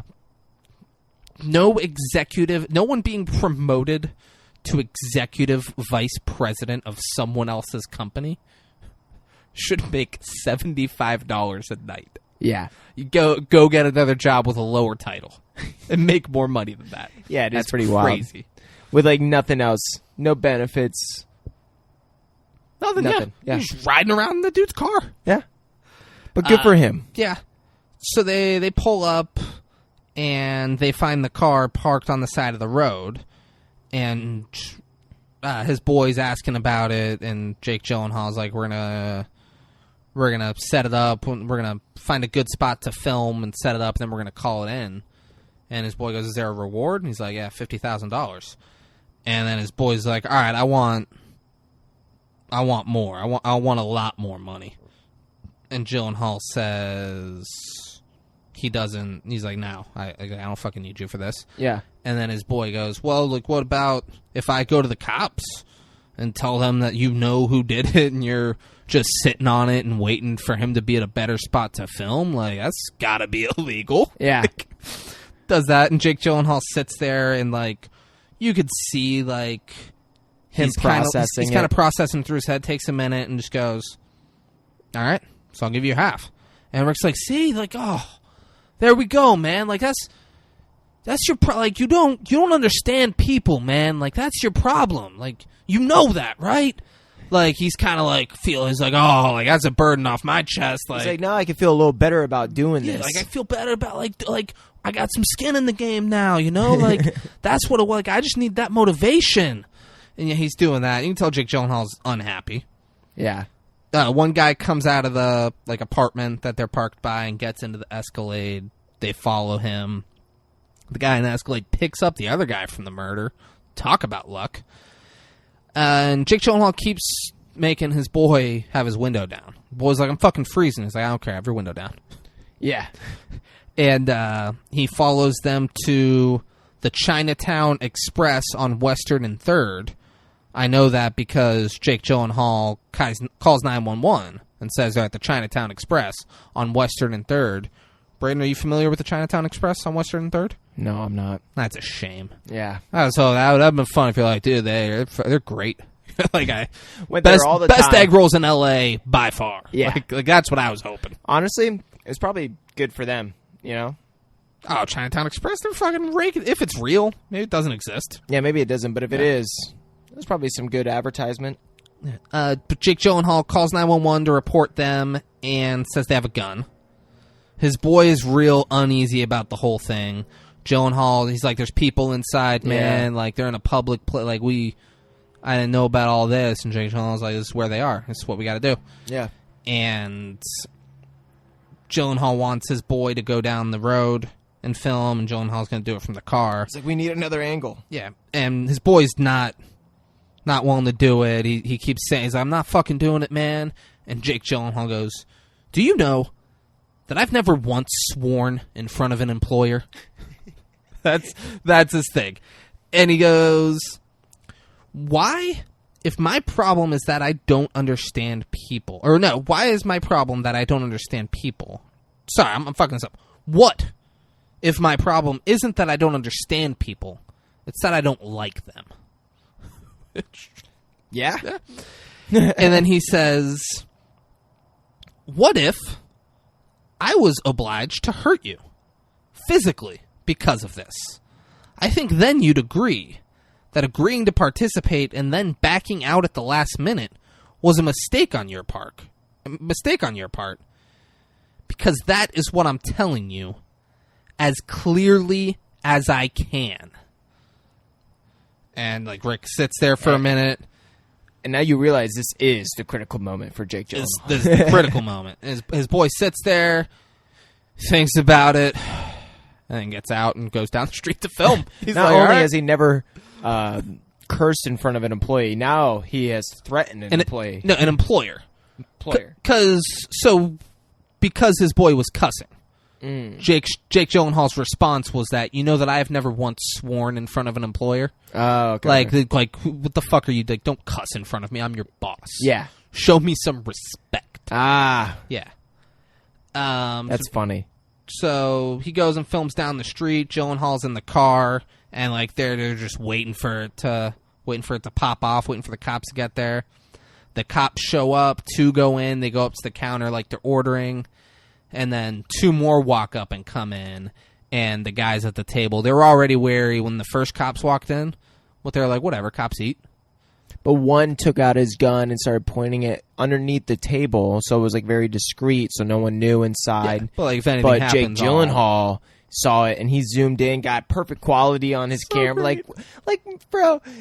My thing is, if you sell that footage, like, I don't think you can show that, even though he's planning on it. I don't think you could show that, like, you're noticing this guy's about to shoot the fucking cop, and you're just like getting a close up beforehand, like you're ready for it. You're just like, here we go. They start shooting. Everyone starts shooting. A cop is down. One of the killers gets killed, and then the other gets in the Escalade. I think he gets shot too right before he gets shot up like in the arm shoulder and or stuff. something. Yeah. And he gets in the Escalade and drives away. Jake Gyllenhaal gets his boy to hop back in the car, and they follow. His boy's freaking out. Oh, and Jake Gyllenhaal's fucking flying. And Gyllenhaal's having him film the chase. He's like, keep filming it. They're like in the chase. They're following. They're running red lights with the cop car and the guy running away. The cop gets blindsided by a car, just T-boned, fucked up. They get it. Jake Gyllenhaal goes right through it. So they're going through intersections, and Jake Gyllenhaal is like the fucking just Matrix. He's like Paul Walker. Yeah, he's like, oh yeah. He's fucking driving like a champ, getting around there, and the Escalade flips another cop car. Like, a cop car gets on there, the Escalade rams him, and the cop car flips and does like a roll, and then the Escalade spins out and flips over too. Gyllenhaal gets all of this on camera. And goes right through him, which, you know, when they show the shot, I'm like, damn, this is pretty planned out, because in the shot, they had that Mustang drive directly through the two cars right after they got into that accident. So, however they did that, you know, kudos to them, because that must have taken some fucking time. Oh, absolutely. It was a great shot. Yeah, well, like, just to be so precise from the angle that they had it, where you can see it from a wide shot of all of it happening at once, like, instead of just, like, being in the car, too, because they had, like, a camera shot from inside the car and then from wide, and I was just thinking, like, damn, that must have taken some time to get it just like that. Yeah. Yeah.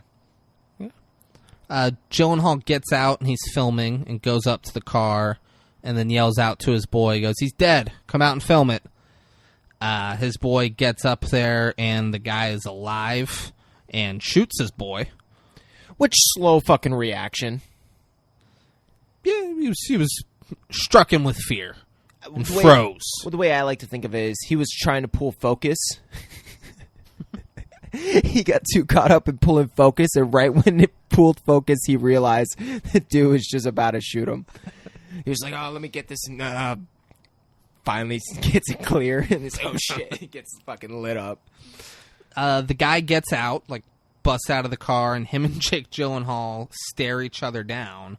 And there's police siren coming, and he hears it, and he doesn't shoot Jake Gyllenhaal. He just starts to, like, run away, and the cops, like, pull up in the lane over there, and then he gets out and shoots at them, and they gun him down. He's dead. Jake Gyllenhaal walks over to his boy on the ground, and his boy goes, "You saw him." And Jake Gyllenhaal goes, "I can't jeopardize my company's success by retaining an untrustworthy employee. You took my bargaining power and used it against me, and you would have done it again. Just admit it." He says, "I don't know." And Jake Gyllenhaal goes, "I know." And then his boy dies. Jake Gyllenhaal grabs both of their cameras and leaves. Oh, but he films that too. I'm sure he did. Well, no, but I'm saying, like, he filmed his buddy dying. Oh, absolutely. Yeah. But also admitted, like, "Oh, yeah, no, yeah. Yeah.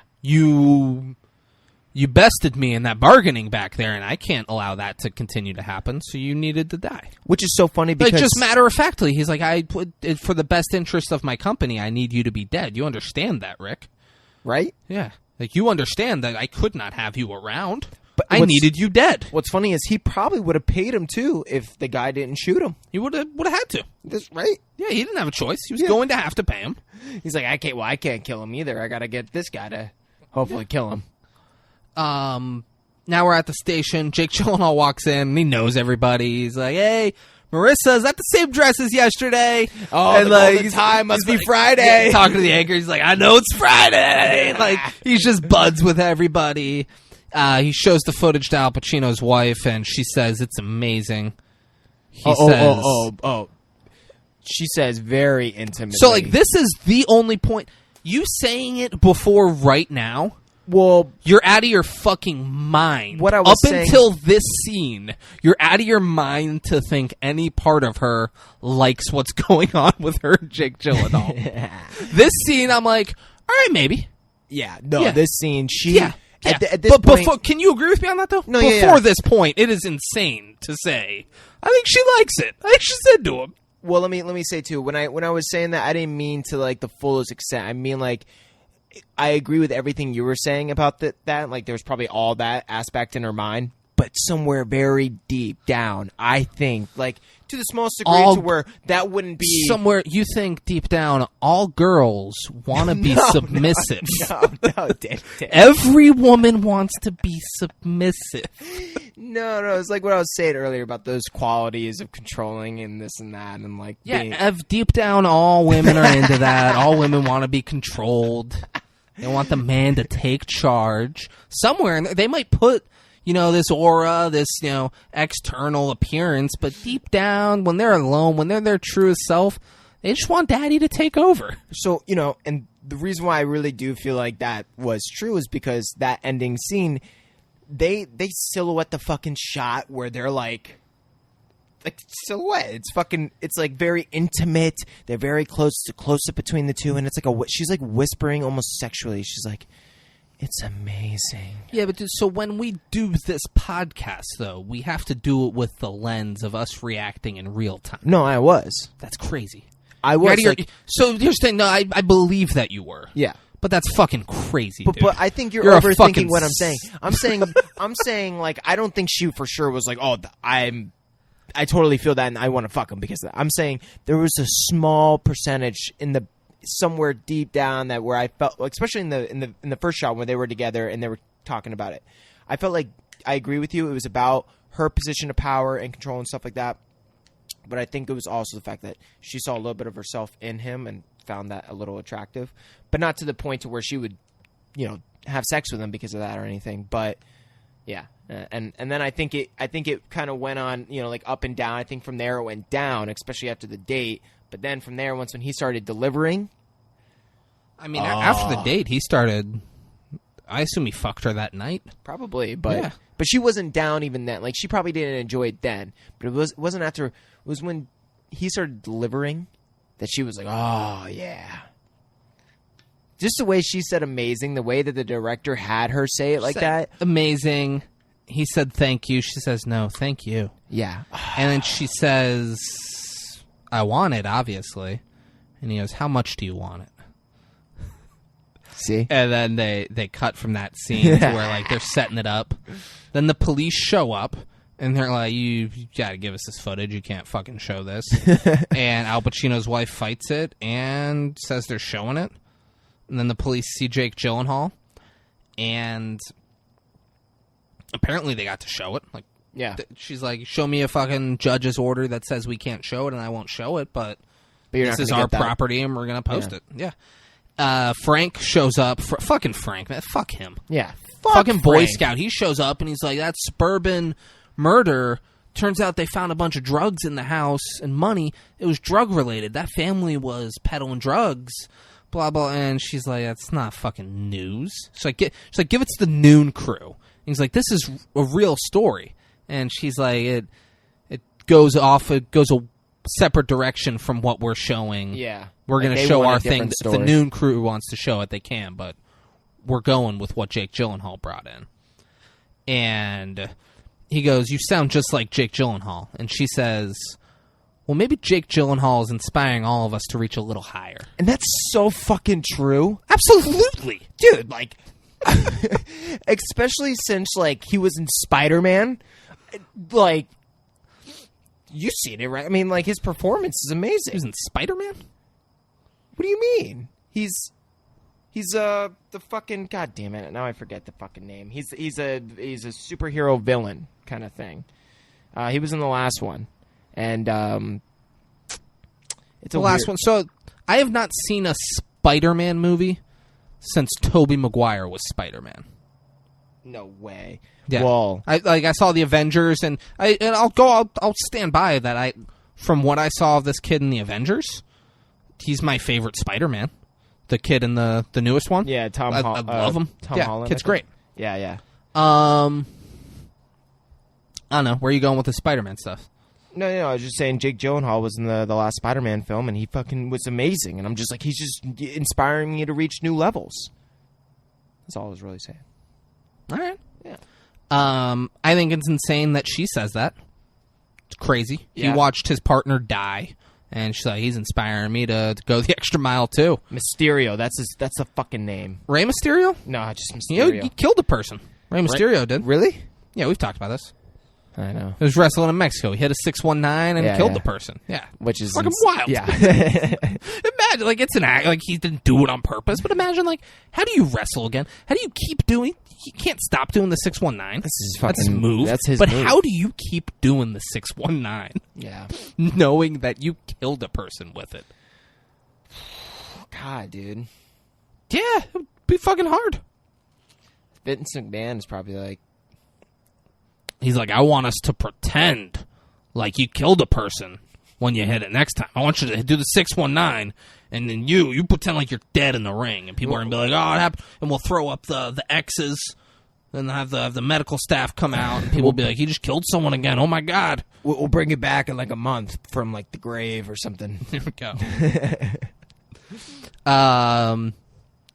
Now Jake Gyllenhaal's with the police. He went there voluntarily, and he says that the people were following him in the Escalade. He said, I noticed this car was following me, and I realized... The woman, the detective, is like questioning him now. Yeah. He's like, I realized it came to me then that I recognized the car, so I lost them and was able to get behind them, and I followed them to that restaurant, and then I called 911. And he was like, at that point, I can like make out their faces, and then it brought back memories, and that's how I knew it was them again. Yeah. Which could happen. It fucking is. Yeah. That's not out of the realm of possibility. She doesn't buy it. Yeah. Not for a second. And then she perfectly, I mean, to a T, perfectly describes what Jake Gyllenhaal did. Every single I'm like, part, she is good. Yeah. She is good. And that's why she's a detective. Yeah. She perfectly describes it, and Jake Gyllenhaal goes, well, I think that would be very unprofessional. She then talks about him filming his partner dying and leaving him, and he says, that's my job. I like to say that if you're seeing me, you're having the worst day of your life. And like smiling, like that's a fun thing to say, because that's what my job is. Yep. I'm like the dentist. No one likes to go to the dentist. You see me, you're having the worst day of your life. He then leaves the station, and did you notice what he was wearing when he left the station? Like a jacket. Wasn't it just like kind of like business, or I don't know. He was wearing the watch that he stole in the first scene. Oh, okay. Yeah, he's still wearing that watch. Was the whole costume was supposed to be something? Yeah, he's still wearing that watch. The watch, yeah. And then we cut to, he has like there's a team of people outside, and there's 2 vans. They're all out front of it. It's like 3 young people. Yeah, and he's like talking. He's like, welcome to Video Production News, a news gathering service, blah, blah, blah. And he talks about everything, and he goes, and if you take away anything, when you're out there doing your job, just know this, that I will never ask you to do anything that I would not do myself. Let's go. And then they hop in the vans, and they drive off, and the credits roll, and we see LA, and it's such a vibe. I loved this movie. Yeah, the movie was fucking great. And I'm just thinking, like, man, does this mean there's going to be a part 2? Are we going to get a part 2 at some point? Probably not, but... So Jake Gyllenhaal's talked about it. Yeah? And he said at some point he'd love to do that character again. Yeah. Yeah. That'd be awesome. He's like, I had so much fun doing this character. Yeah. He's like, it was fucking great. And they could take it to somewhere else. Yeah, Video Production News could just keep growing. That's what I'm saying. Become a whole news organization or some shit. Great movie, guy. So like, not even close to doing justice how fucking creepy and uncomfortable Jake Gyllenhaal was in this movie. I don't think we came close to really describing it. You need to go watch this movie if you haven't done so already. It's a great watch. If you liked... So not like, you know, like, oh, that's a great movie, like Fear. So like, we're going to tell you, so like, let's just break down any aura of this. I don't think Unhinged is the greatest movie of all time. What? I assume most listeners got that I was joking about that. I love it, and I think it's great, but like, I think it obviously did not win any Academy Awards or anything. I wasn't shocked by that. If you like movies like that, this, as far as a movie, it's better than all of them. Yeah, I would say so. Just like an all-around movie and his performance. Unhinged might be crazier. Just more like psychotic. And just like fucking explosions and cars, shit. Like, it was off the walls. But this was a very good movie. Jake Gyllenhaal is amazing. Like, Jake Gyllenhaal, looking over the awards, I genuinely was surprised he wasn't nominated for an Oscar. No, same. Or a Golden Globe or anything big. Same, I was, like, he should have been. Yeah. Great movie. Highly recommend it. Speaking of great movie... Oh, you got something? I was just going to say, Jake Gyllenhaal's that actor where there's a lot of movies that he's in that don't have that... I mean, they're big budget movies, but not that crazy big of a budget, and he just makes it. He makes the movie, and it always ends up doing well for like a lower budget, big budget film. Yeah, he's one of the best actors of our generation. For sure. Yeah. Yeah, shout out to Jake. Speaking of great actors of our generation, speaking of great movies, Braden, why don't you tell the people what we're doing next week? Man, we're going to be doing one of my... I think I've seen this movie probably one of the most out of... I don't want to say all movies, but like a lot of movies, especially Mel Gibson movies. We're doing a Mel Gibson movie, and it is called The Patriot. We're doing Mel Gibson's The Patriot? Yeah. Ah. So Steven Seagal did a movie, The Patriot, in 1998. I thought we were doing that. You wanted to see some Aikido. Yeah. My bad. All right, well we'll do Mel Gibson's Patriot. All right. Yeah. Guess that's an all right movie. I mean, it's not as good as the Seagal one, but whatever, to each their own. If you guys want to watch The Patriot before we do the episode on it, it's available on Sling TV, Fubo TV, Amazon Prime Video, Philo with a subscription. I don't know. So Amazon, a lot of times it'll say it's available with a premium subscription. And then it won't And be. I have one, and then like I go on there, and it's like, well, it's available to rent or to buy. Yeah. So it's not free on there. I don't know if that's the case for The Patriot. I hope not. I hope it's free. Yeah. If you want to spend $2.99 to watch this movie, it's available on Vudu. Or if you want to spend $3.99, it's available on YouTube, Google Play, and Apple TV. Look at that. Yeah, so you got plenty of options. Oh shit, it's on. It's going to be on the Sundance channel tonight. Oh, guys. If this is available, we're recording this Sunday night, Braden, you got to get this out before 10:30. All right? Okay. Before 10:30, guys. It's 9 o'clock now. We got an hour and a half. And if you guys listen to this and then just fast forward to the end because you want to hear what we're doing next week, it's going to be on tonight at 10:30 on the Sundance channel. Oh shit! I don't know if that's a thing everyone has. I don't know if I have Sundance channel. You know Sundance. But yeah, guys, that's where you can watch The Patriot. And if you haven't already, I highly suggest you go watch Nightcrawler. Yeah, Great movie. I feel I just have to express I fucked up. I should have given it a 7.7. I gave it a 7.3, but it should have been a 7.7 for me. But yeah, Nightcrawler was great. Definitely go watch it. Yeah, watch The Patriot as well. And yeah, guys, and also don't forget, go leave a 5-star review on Locked On Dolphins with host Kyle Krabs. That is right. Leave a 5-star review.